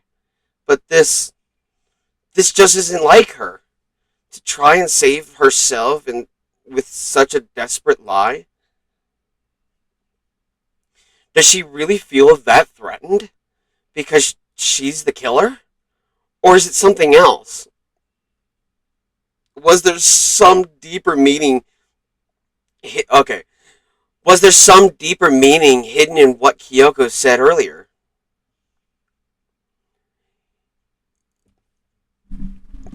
If you vote for me and I die here, the mystery of this school will stay hidden forever. Which is why I can't let that happen. This is a trap the mastermind has laid for us. The mastermind's trap? The mastermind is trying to trap Kyoko? But what if that's not really true? What can I do? What should I do? What should I... The mastermind's trap. The victim was Mukuro, and Kyoko killed her? What does Kyoko really know? What am I supposed to do? Kyoko's lie. I'm the only one who knows it's a lie. I'm the only one who can expose it. But who can I trust? What am I supposed to do? The mastermind's trap. If you spend all the if you spend all your time trying to avoid danger, you'll never move forward. We know the danger, but if that risk means solving the mystery, we have no choice. Am I wrong? What do I do? I have to decide right here and now, whether or not to explode Kyoko's lie. Pursue the lie, let it go, run away. Um, so for the sake of this, I'm just gonna let it go. But I will on my. If you want to see me pursue the lie, follow me on YouTube at the Runaway at the Fun Guy at the Fun Guy 77. Um, I'll be pursuing the lie in the video that comes out probably down the pipeline for this, but for right now, I'm just gonna let it go. I've made my decision. I have to believe in Kyoko. There's no way she would kill it. She would kill someone. There has to be some secret here, something that has to do with the mastermind's trap that Kyoko mentioned.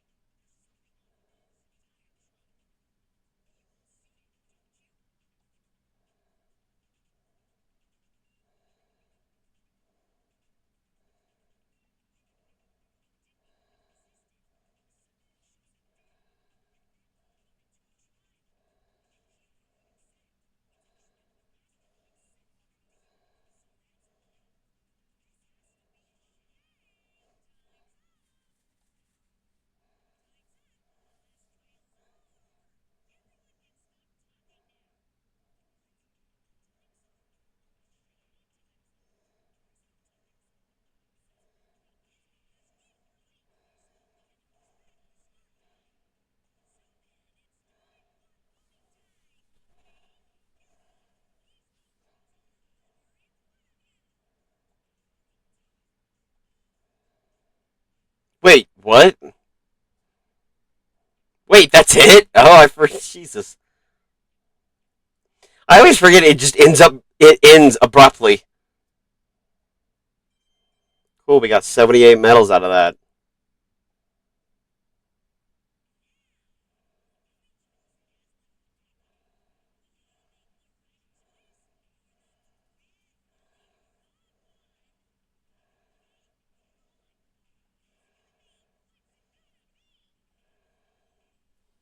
Um, what?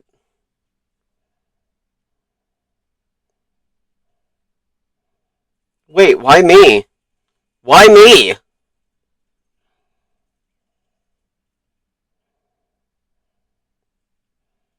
What? You think I'm the killer? Sorry, man. Yeah, sorry. It's all your fault.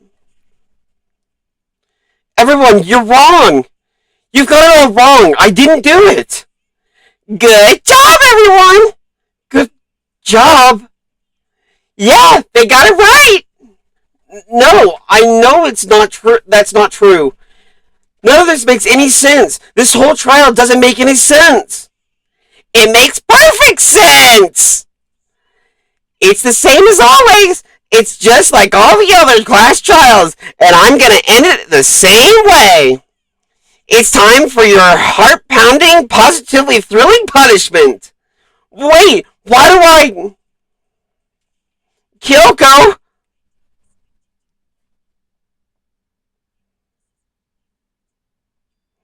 Kyoko?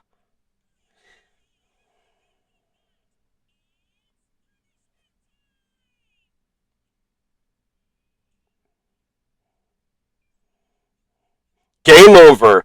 Makoto has been found guilty. Time for the punishment.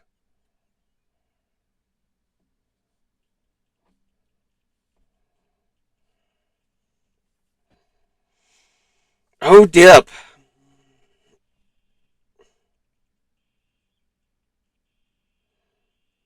Well, I guess a lot of people decided to show up for the fun part.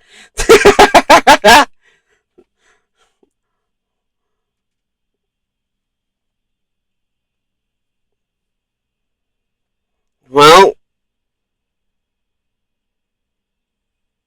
this is interesting.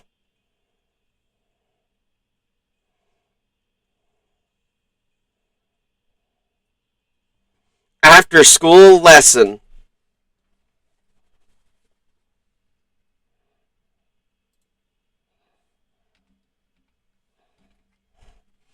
What the heck? What is happening?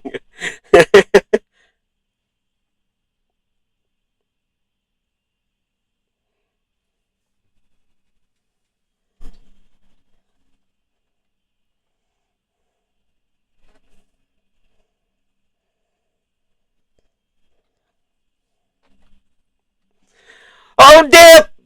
Alter ego! Oh, he stopped it.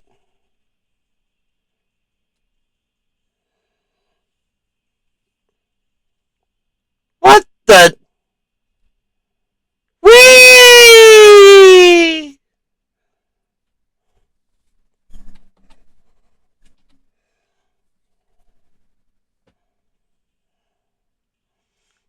Huh? Huh? What's this? What's going on? Hey, was that? Uh, yeah, it had to be. Alter ego? Alter ego? Is that some stupid virus from that stupid guy? He must have planted it when he invaded my network. Damn it all to hell! I don't believe this! It would seem you finally have a It would seem you finally made a miscalculation. No, you miscalculated from the very beginning. What was that? What I'm saying is, you shouldn't have underestimated us. Why are you Why are you talking like you've already won? I barely, I barely felt a thing. It was a pinch, an itch. A stupid virus is gone now. The stupid virus is gone now. Got it? And so is Makoto. Maybe I don't get, maybe I don't get to smash him flat, but you're never gonna see him again. To waste away in a garbage stew pit, in a way, that's an even better special punishment.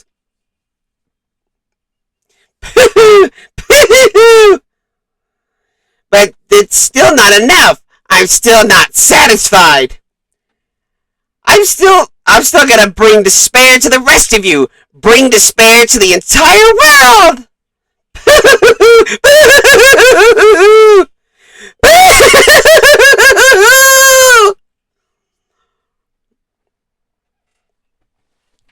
Is he gone? Hey, Kyoko, what's the meaning of all this? Just what the hell is going on? It's okay. We're not the ones being trapped this time. Huh? Now it's the mastermind that's ensnared. What are you talking about? You'll understand soon enough. Very soon indeed. Whew! That made my head hurt. Okay. Give me 1 sec. I'm gonna grab a water.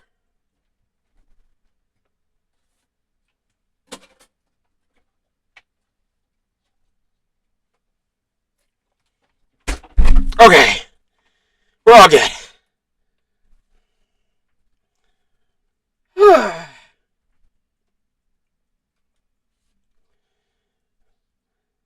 massive high school towers over all the other buildings in this bustling urban area.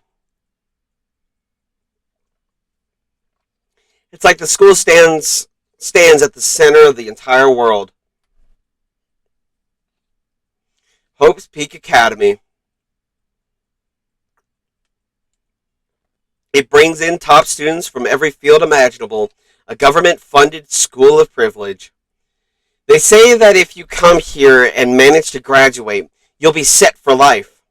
With hundreds of years of tradition, it sends the cream of the crop to the workforce every year. It was built to raise hope in the nation's future, which makes Hope's Peak a pretty fitting name. There are two things you need to attend this school. One, you have to already be attending high school. Two, you have to be the very best at what you do. No ordinary student could enroll here. The only way in is if you're scouted by the school itself. And standing there at the gates of the ultimate school filled with the ultimate students was me.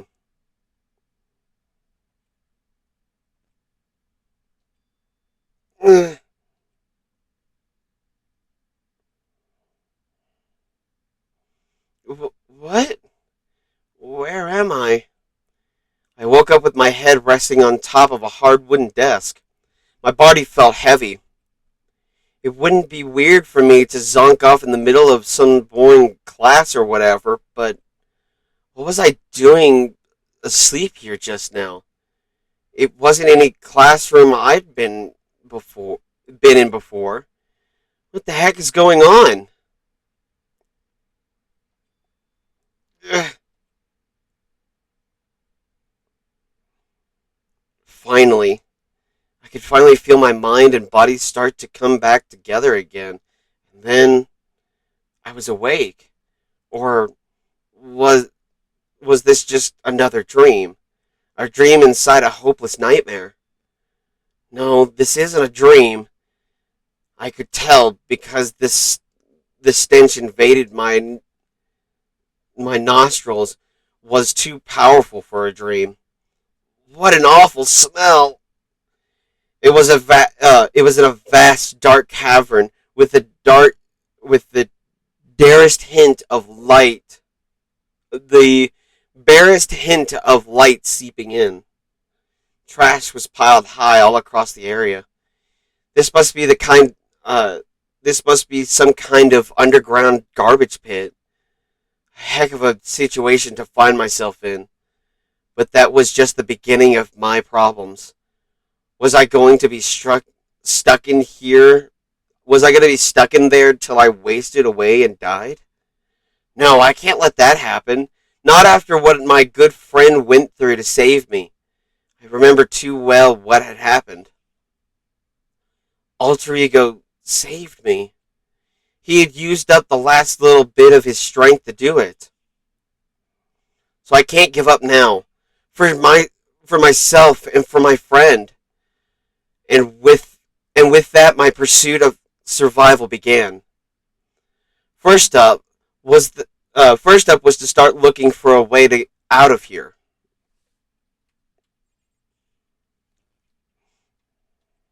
It's locked. No matter how many times I pushed or pulled or kicked at it, it didn't budge. Getting out of here isn't going to be that easy. Well, if I'm not getting out of here anytime soon, I decided to look around for some food. There's plenty of food here, but it's all rotten. But that was pointless too. Next, I searched for some water. How can I be sure which liquids I can drink and which ones are an all-around bad idea? Again, pointless. I feel like I'm blocked in on all sides. But that's still not enough Ugh. But that's still not enough reason to give up because I'm still alive. As long as I'm alive, I'll never give up. After making that proud declaration, my next thing I decided to do was go to sleep. Hi, baby.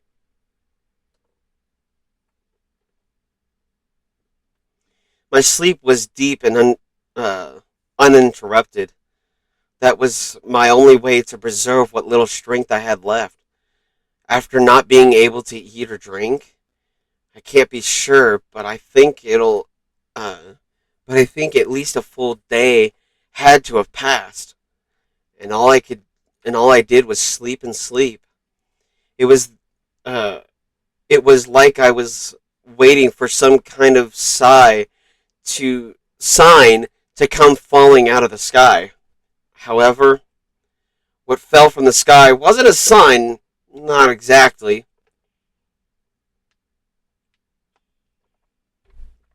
What the? The strange sound pierced my silent isolation, jarring me awake. As I watched the pile of garbage jostle and form wait, as I watched the as I watched the pile of garbage jostled and formed an odd shape. Did something fall down over there? Something fell from up above. What could it have been?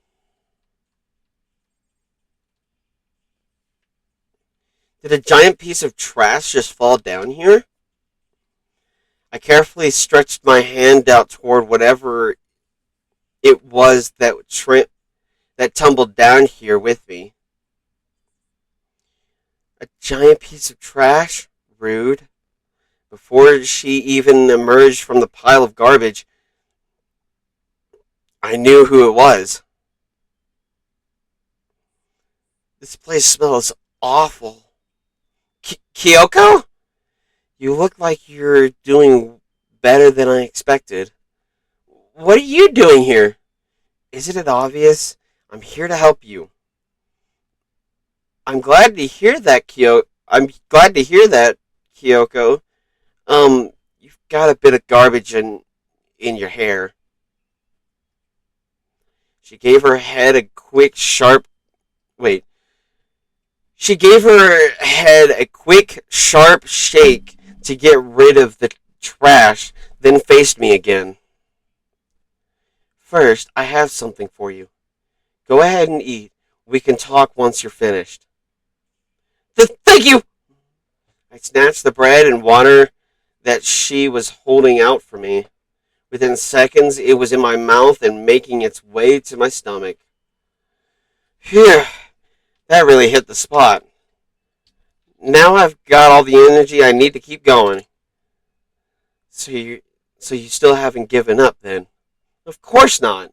After all, the fact that I keep going after all, the fact that I can keep going after is about all I'm good at.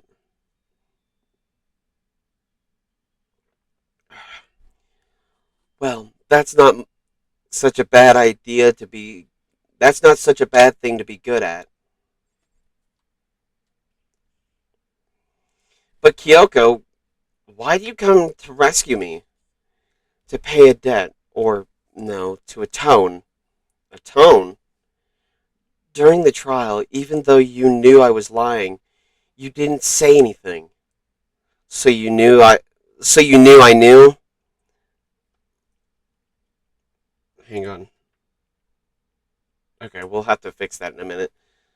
When this chapter is over, we're gonna take a break, and I'm gonna go fix my blood sugar. But even though I knew, I didn't. I did nothing to help you. I abandoned you. Don't say that! You didn't abandon me! No, that's exactly what I did. I abandoned you in order to save my own life. You, uh, you were, you were trying to save me, and I couldn't bring myself to do the same for you.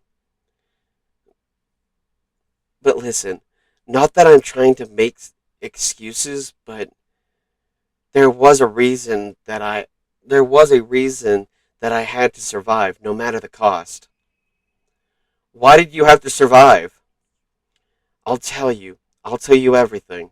The reason I have to survive is so that I can do what I came to this school to do. What?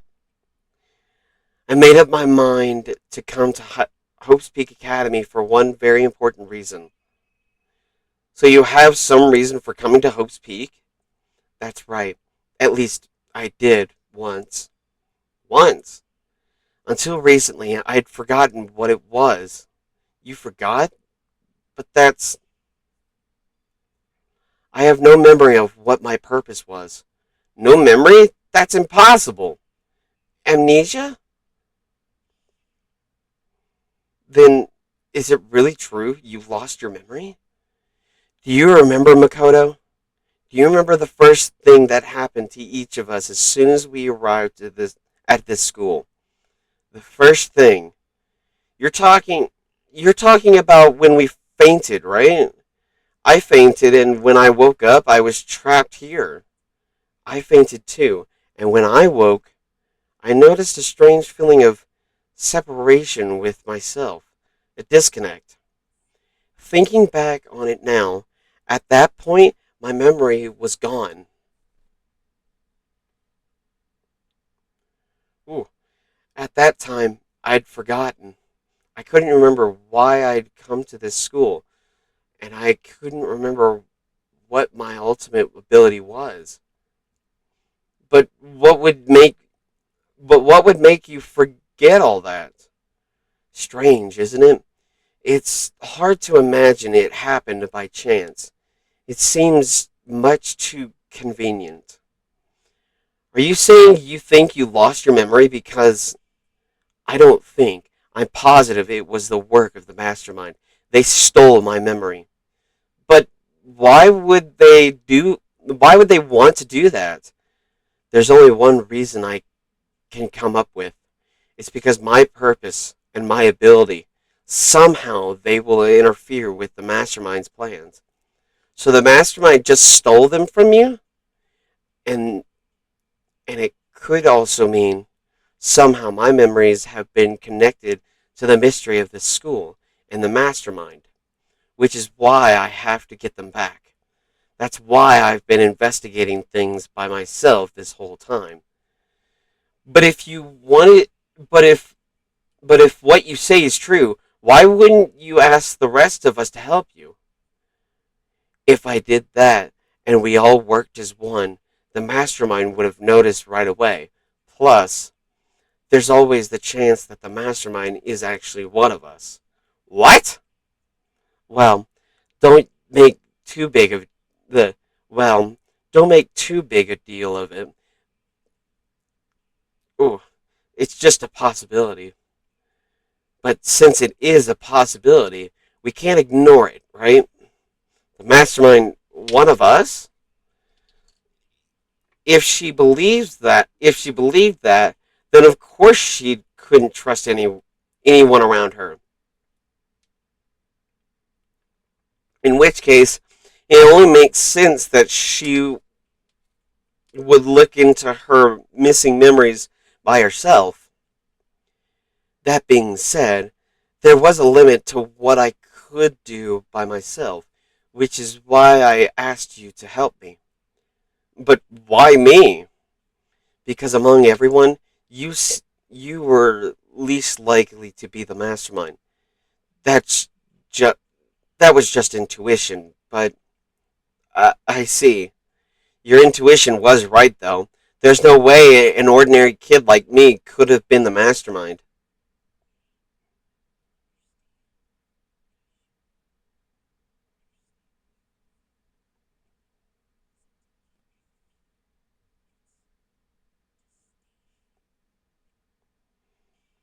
Ugh, it's just like the dream I had before, but why did that just happen? Are you okay? Oh, yeah, it's nothing. It is nothing, right? Even now, I still trust you, you know? It's just, I'm not trying to, uh, it's just, I'm not used to relying on others. I know, uh, I know I've never asked you for for help right away, So I understand if you're not convinced. Honestly, I was convinced. Are you gonna get in my lap? Sorry, I've got a cat getting in my lap now. Hi, baby. Hi. You gonna sit down? You gonna sit down for a minute? Get comfortable. Yeah. I think okay. I think that's just her personality.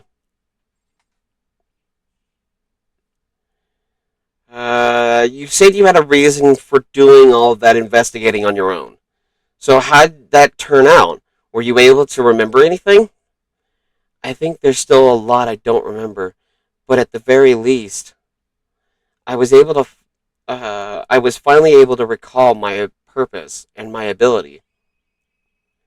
You mentioned your ability, my ability, what everyone should have known about for what everyone should have known me for. I'm the ultimate detective. The ultimate detective? And the reason I came to Hope's Peak Academy was there was someone I had to find here in the school. You had to find someone? Who? Well, it was the headmaster of Hope's Peak Academy. The headmaster? Why did you want to find the headmaster? Because he's my father. What? I was separated from him as a child. As it turns out, he became the headmaster of Hope's Peak. Kyoko's dad is Hope's Peak headmaster? Then that explains when Alter Ego told us who he thought the headmaster was involved. I'll find a way. Huh? No matter what it takes, I'll find the headmaster. No matter the cost. Kyoko, what's going on? My memory hasn't. My memory hadn't come back at that point, but when he said that, I felt strange. It makes perfect sense now, of course, since my whole purpose for coming here was to find him. That makes sense, but listen, Makoto, I wanted to make this perfectly clear so there's no misunderstanding.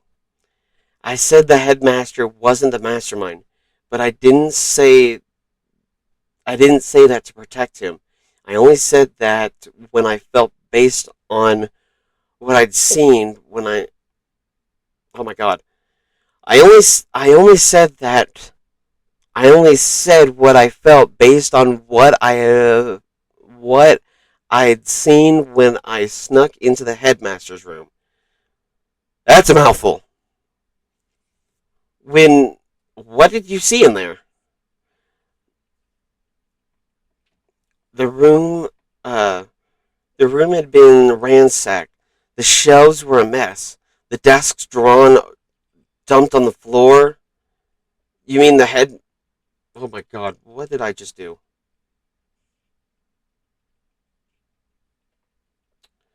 The only conclusion is that someone who didn't know where everything was had been in there.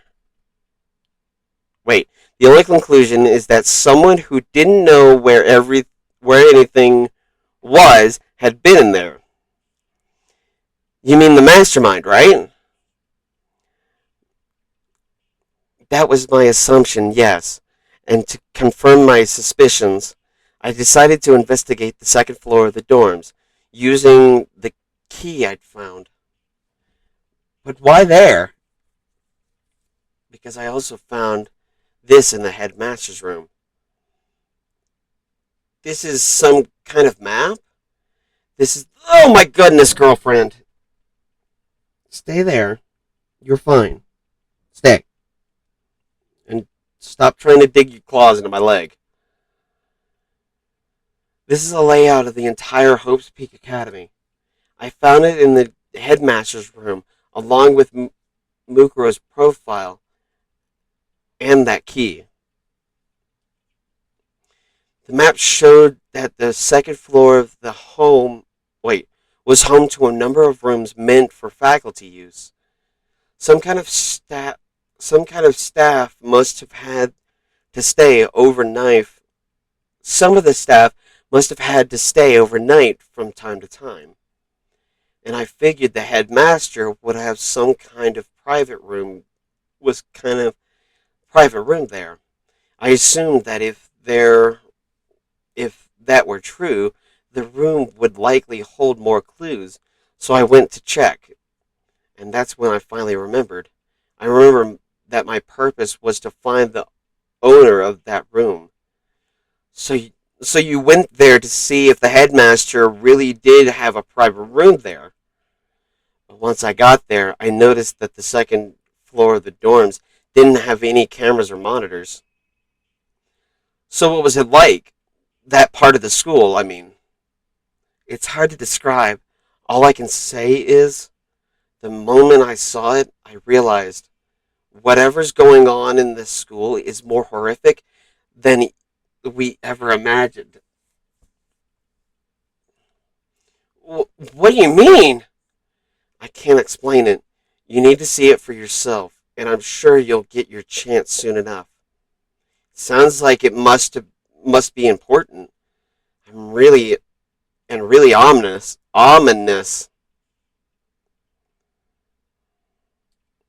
which is why I had no idea what was going on in the rest of the building.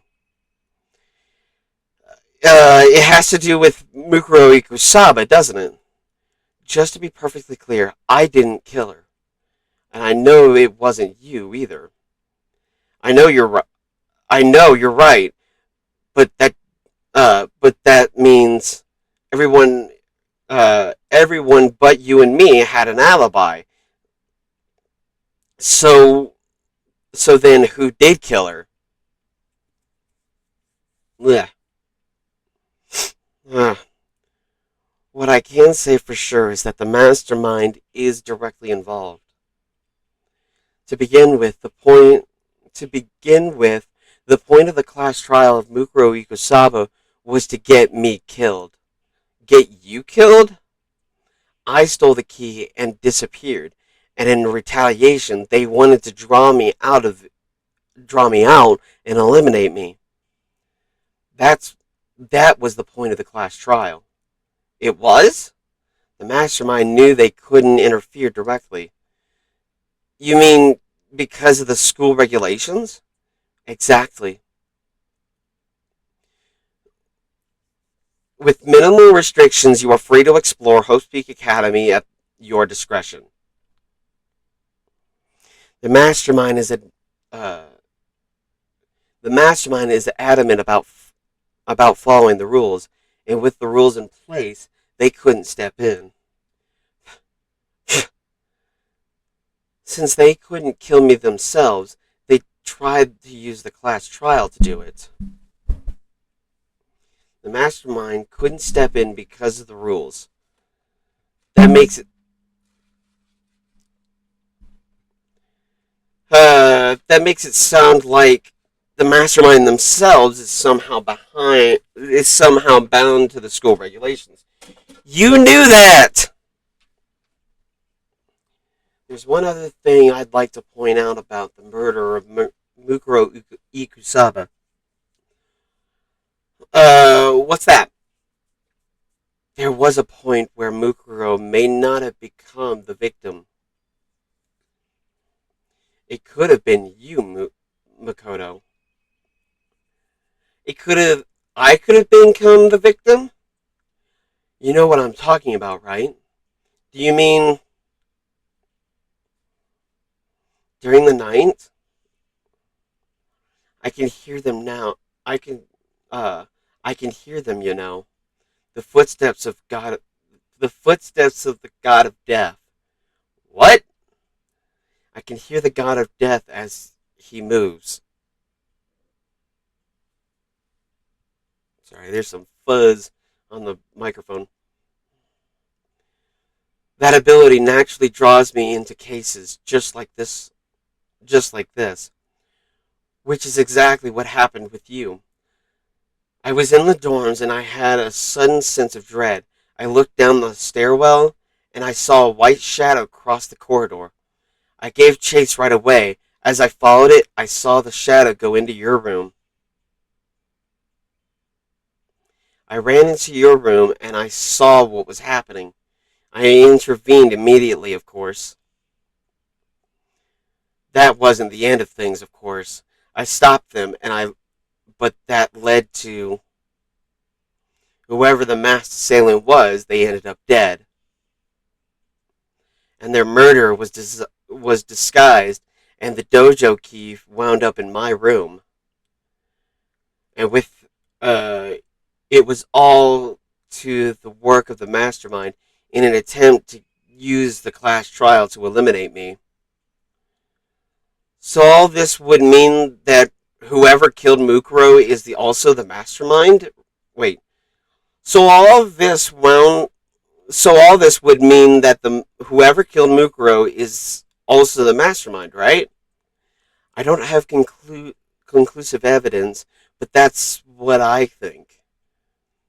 But that's really bad if true. It means the mastermind can kill whoever they want if they feel like it.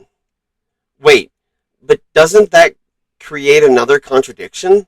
The mastermind wanted us to use the class trial to try and kill you because they couldn't interfere, right? You're right. That is a contradiction. And it's not just Mukuro. They needed the class trial to kill me, but seemed ready to kill you in your room. Everything they did is a contradiction. So does that all mean? So what does that all mean? It means the mastermind is the one who. Wait. It means that the mastermind is the one who's been cornered. Huh? Just a little more. Just a little more. Wait. A little more, and I should be able to figure out the mastermind's identity. The identity of the other ultimate despair. The other ultimate despair? There's no doubt that Mukuro was the ultimate despair, and that and she's dead. But I don't think the ultimate despair is just one person. It's not. If you think about it, the ultimate despair seems to implicate whoever causes that event. You're talking about what happened a year ago, the biggest, most awful, most tragic event in human history. The tragedy, whoever's responsible for that, they're the ultimate despair. That, uh,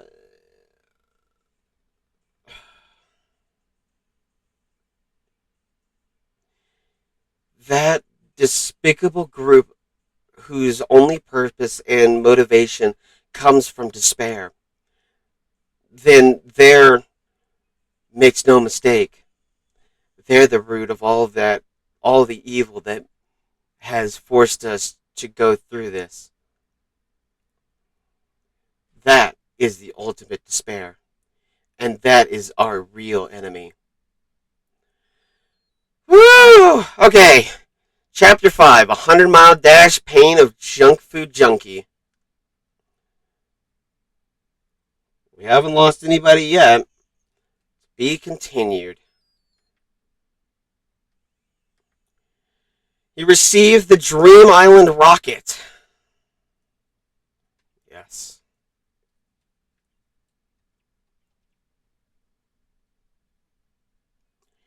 The ultimate despair. A group of people who... Oh, right, we're done. Because that was... Alright, we are done.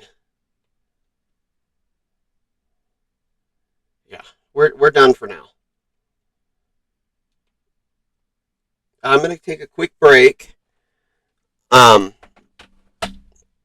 we will be back in a few. I need to take a quick break and fix my blood sugar before we move on to something else, I'll have to figure out what we're going to do. So we will be right back.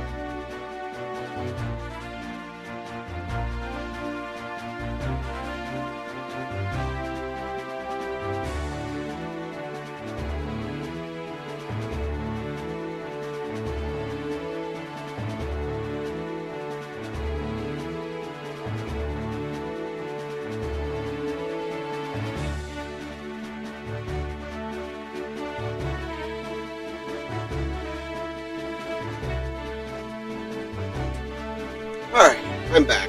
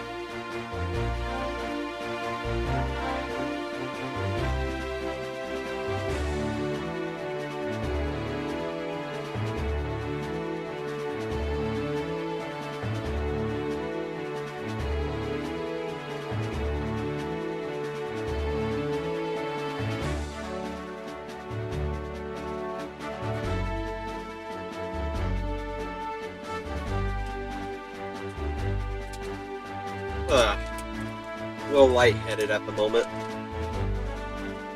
due to my blood sugar being low.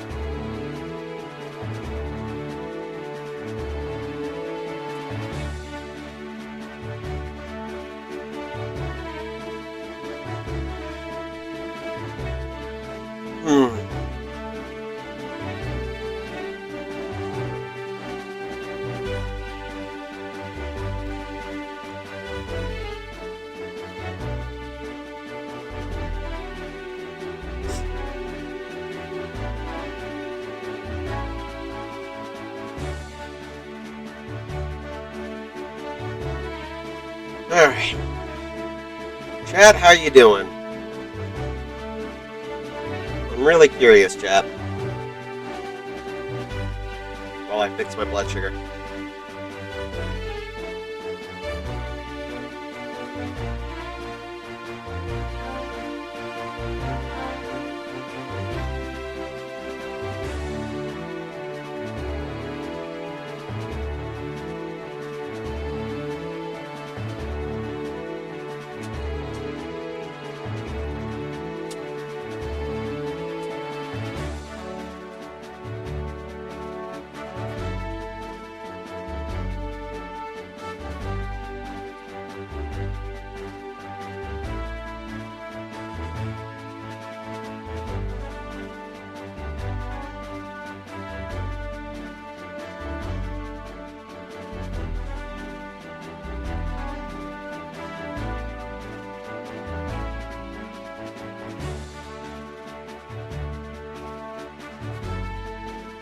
You know, I got really nothing else going on tonight. Or playing for the rest of the night.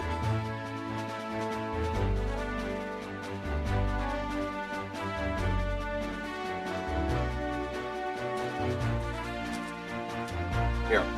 You know what? Let's do this.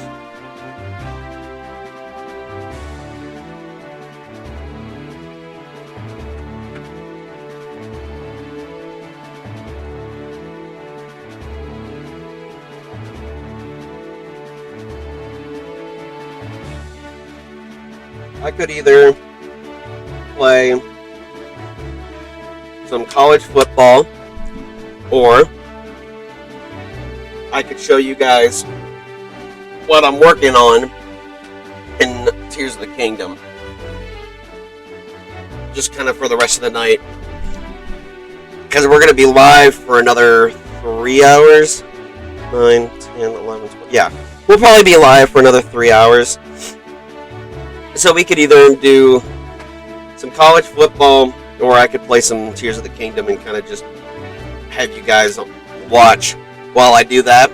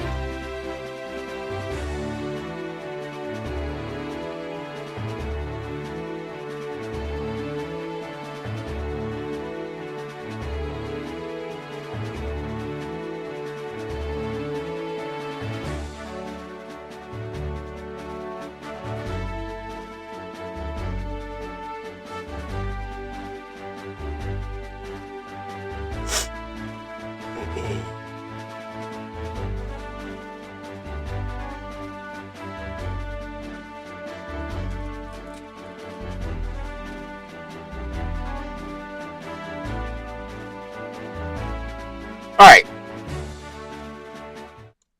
so we're going to play some just Tears of the Kingdom, just kind of go through that.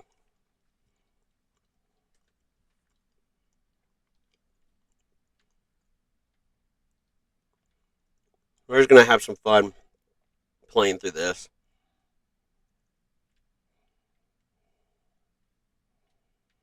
Let's see, what was I working on?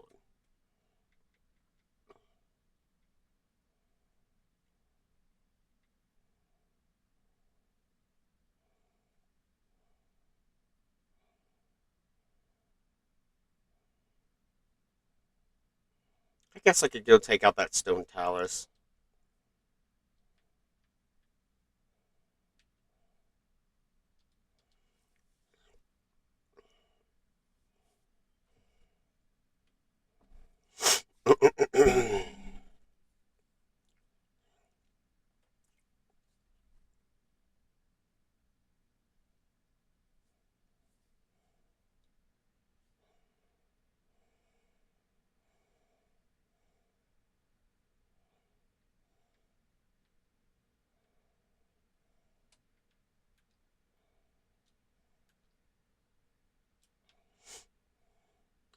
Alright, we'll use the, actually, can I go, let's go back here, actually, and throw that into a stone to get it fixed.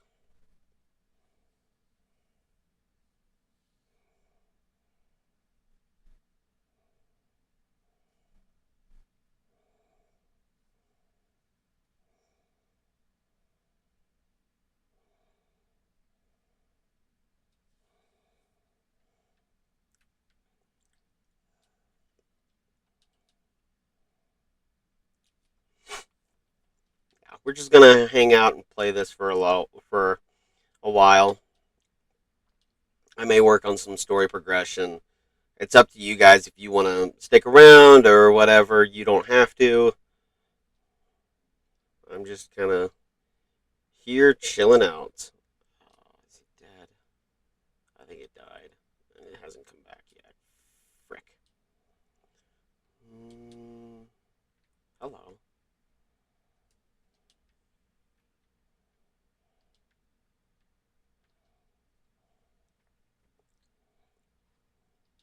Oh.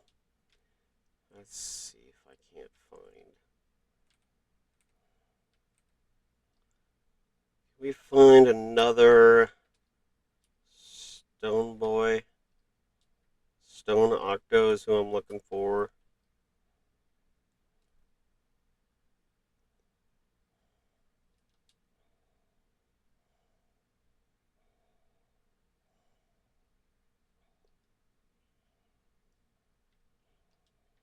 Okay.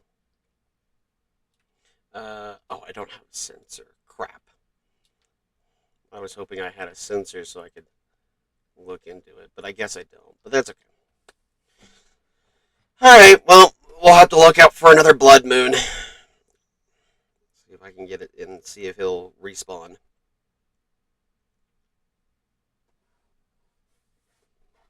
Why is there a hum?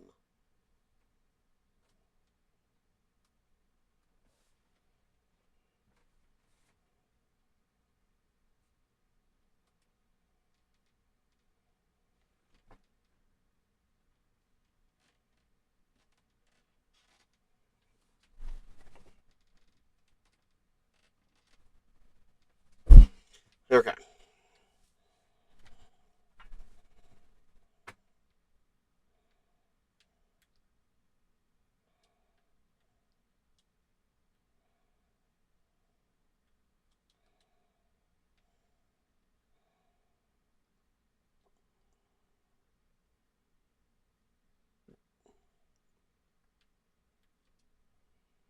Um,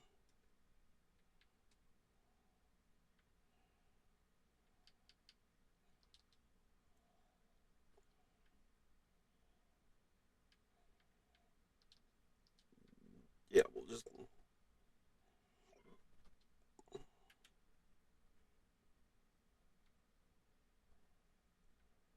do those.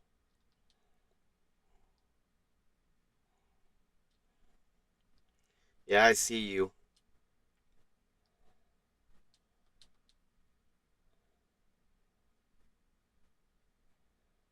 Hmm. Say the stone talus is somewhere around here. This guy?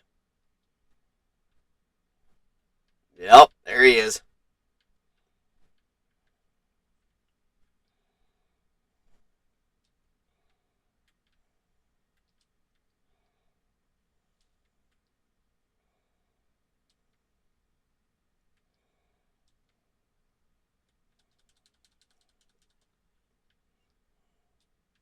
Ow! Get up!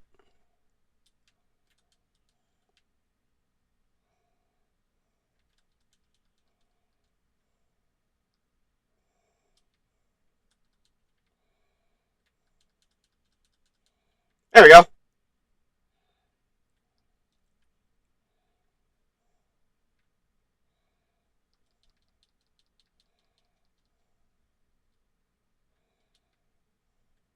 What does that do? What do those hearts do?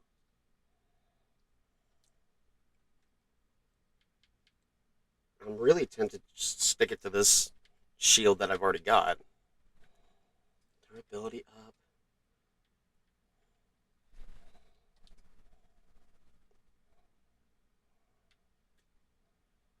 Yeah, we'll stick it to the shield. Oh shoot. Uh, all right. Oh, now I gotta go talk to that guy. Well, if I'm gonna do that, might as well do the next one. Not Molduga. We'll do that one. Where's a shrine? Well, there's a tower next to it. Yeah, we'll go to the tower. I didn't know the hearts could actually do something. I need to look into what they do.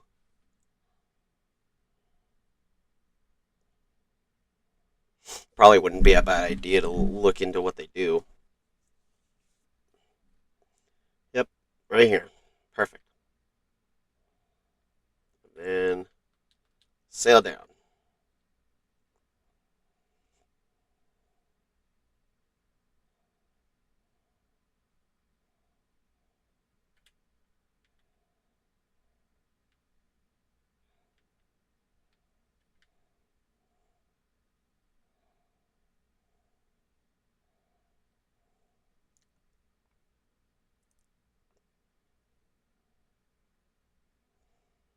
All right.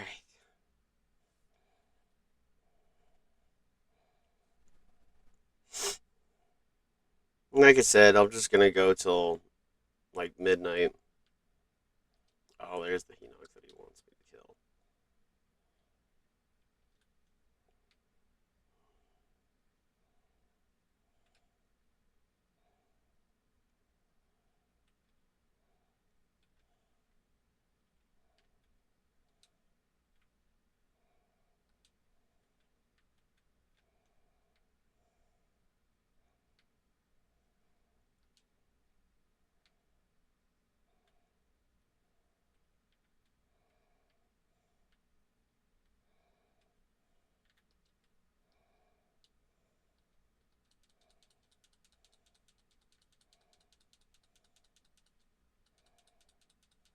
There we go.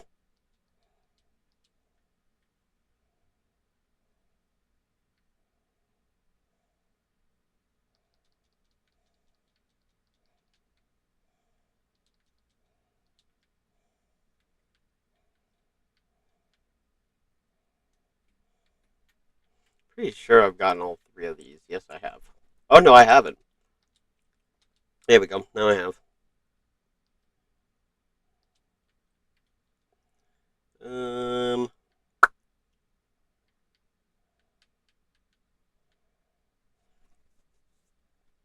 I'll just pick it up. What weapon? What thing can I put on there that's gonna be really good?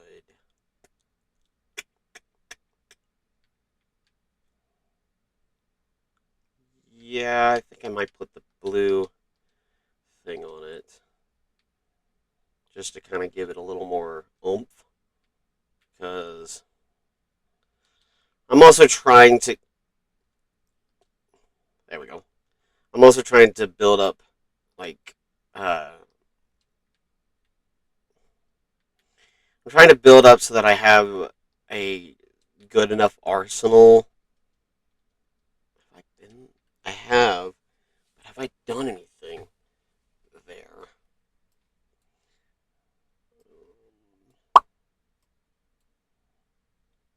First off, where am I? I'm up here. Oh, this one.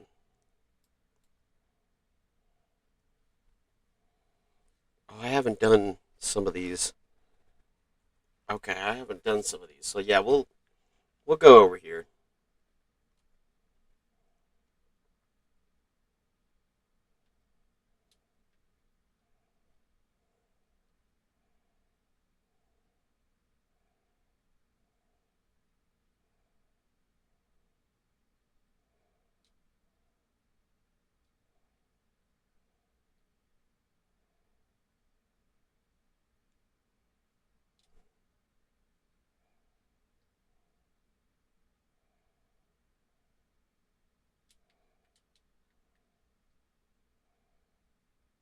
Then find this well.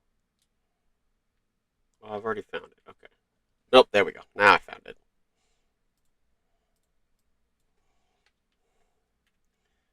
I am actually trying to 100% this if I can, just casually, not like, oh my god, I have to type of deal. What is that over there?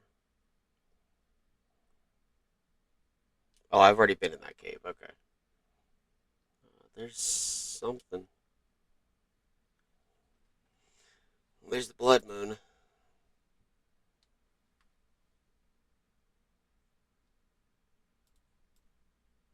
Oh, right, I've already done that.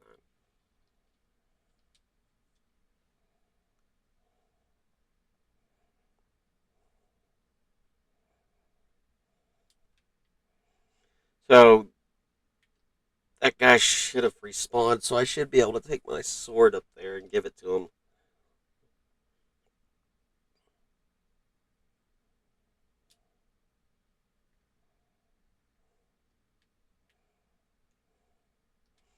We have those already.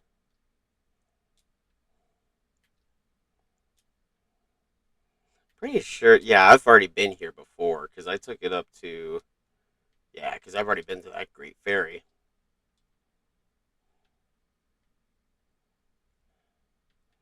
What you got, Beetle?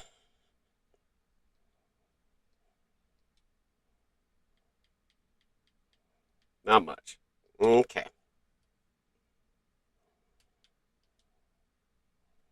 Still think it's insane the amount that he'll pay you for some of this stuff. Especially the gear like that. Holy frick. Especially when you can go down to the depths and just grind for that. Like, holy crap. Oh, I know what I was doing. Oh, right, it's the.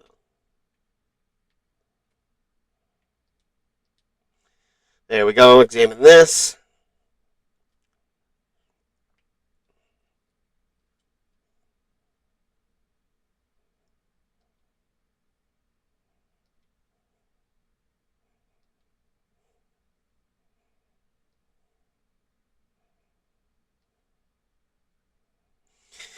I might set up a way to do randomizers just to kind of have, like, just to kind of be fun for a week. All right, what is it that he wants? Oh yeah, yeah. We'll head back. I can. We'll talk to that guy. What is it? Once established with a painting of Goron soaking in famous hot spring water near Goron City in the north. Oh, okay, I can do that.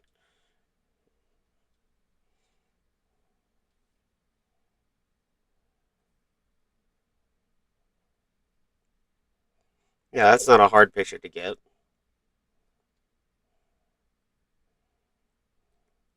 Maybe does Zelda Dungeon? Zelda Dungeon might tell me what the hearts do.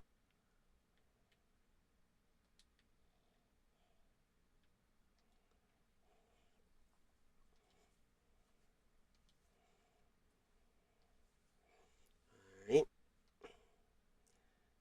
Yep. I've hunted something. I got the stone Hinox or stone talus. Excuse me.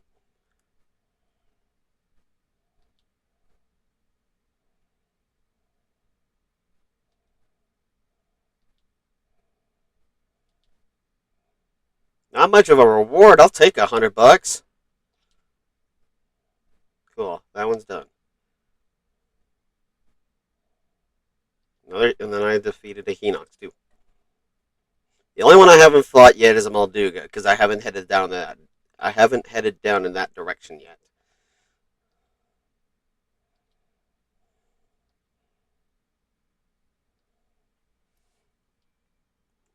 All right.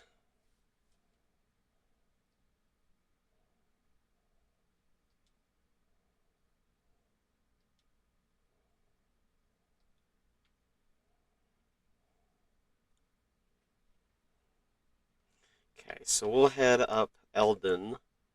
Where is?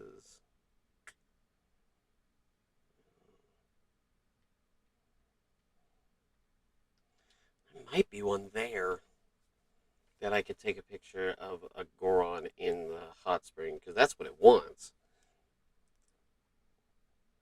Oh yeah, I can get two. I can almost get two more hearts out of this. I'm ready to explore a new location too.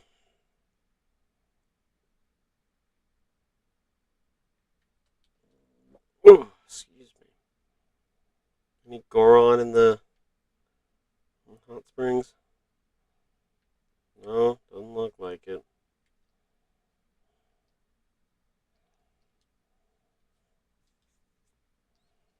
I was gonna say you want Flint. You'll pay me $1,000 for Flint. Here you go. Do I have 100? Holy crap! Here. Oh,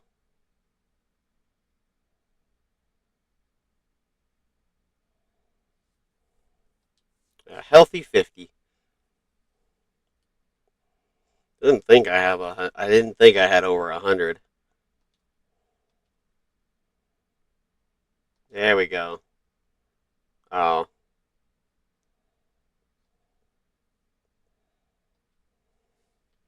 many more Flint do I have?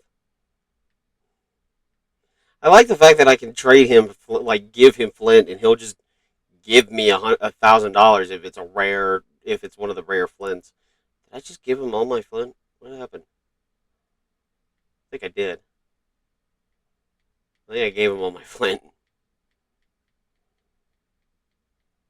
Oh no, I've got 30. I've got 36 left. Here, I have 20 more. There you go. I have 20. Any rare ones?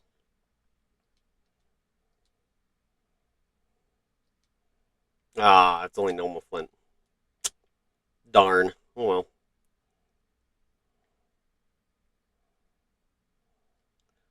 Is there?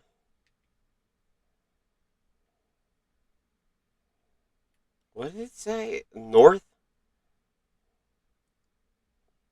Oh, oh, oh, oh, oh, oh, oh. Uh, famous hot springs near Goron City to the north. Near Goron City or in Goron City?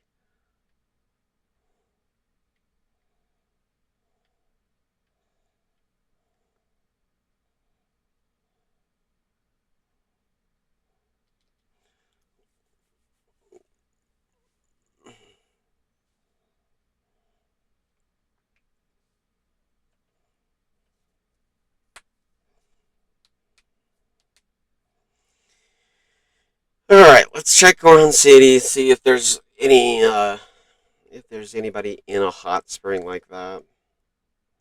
I would think so.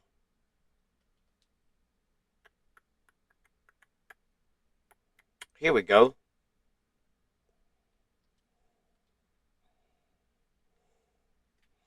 That do?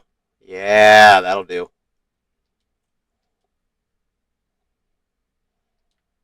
Perfect. Well, let me get some.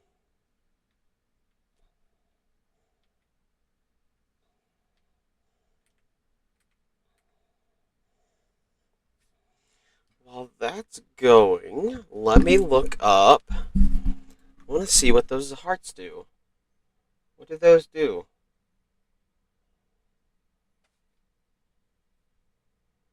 Here we go. Materials. Maybe that'll. Miscellaneous? No. Those are dragon parts. What do the. What the heck? Oh, those are spikes. Those are the spines. What do the things do?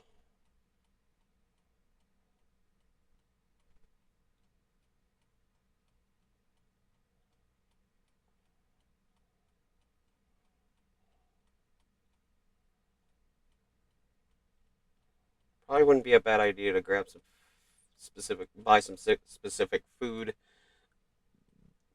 Hmm.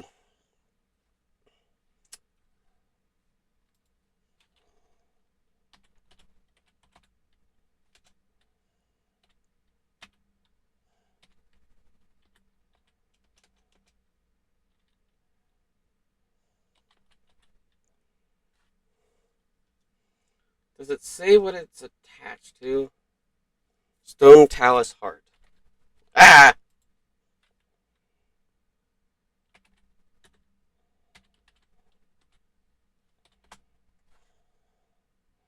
What do they do? Adding a fuse power of 13 and creating a fused weapon. Hammer. Huh.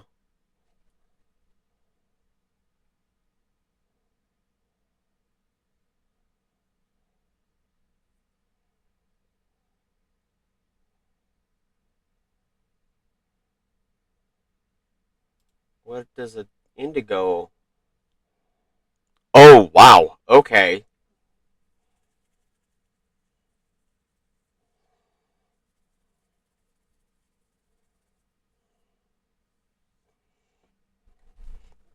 Increases its need for cold resistant armor or spicy food. Wait, what? The resulting weapon is a hot weapon during burning enemies and setting flammable items on fire when hit it, as well as increasing Link's temperature while carried, increasing his need for cold resistant armor or spicy food effects when fused to a weapon or shield he is carrying. Oh, cool. Okay, what about the frost? It must be, yeah, the heat resistant. Okay, cool. Okay. And they're 20. Okay, what about the Loomis? Does it light the does it light things up? Doesn't say power. Oh, 21 power wise. Okay. As with all Loomis stones, despite protruding glow, a blue green at night, and in the depths generates a small amount of light. Oh, cool. Okay, what about rare? What does the rare do? Uh, wow, they're 33? Holy crap. So it becomes a really powerful hammer, basically. Okay, that's actually kind of cool. So that's good to know that you can turn those Talus ones in to make them better uh, weapons. Okay, so those would be good with like the Knight's Claymore or like any kind of Claymore uh, weapon to kind of turn them into a hammer, basically. Okay.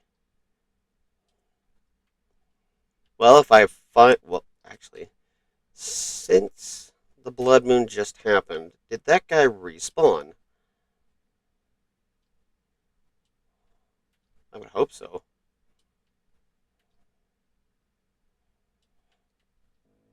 Oh, excuse me.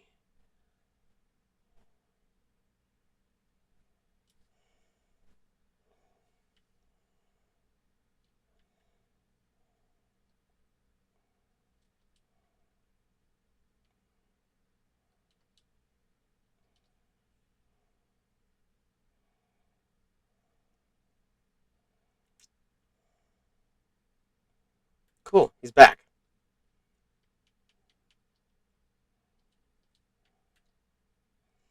Yes, I know the silver boko rapier is broken. That's why I'm dropping it and letting him suck it up to see if he should be able to repair it. Cool. Ow! Really? You won't repair it? Ow.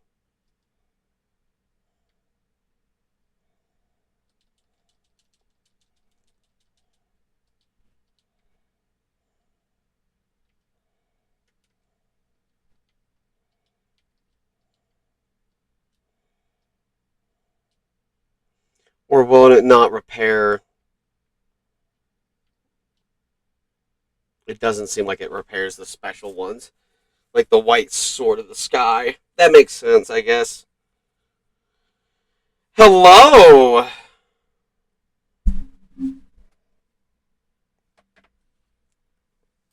Let me fix some stuff.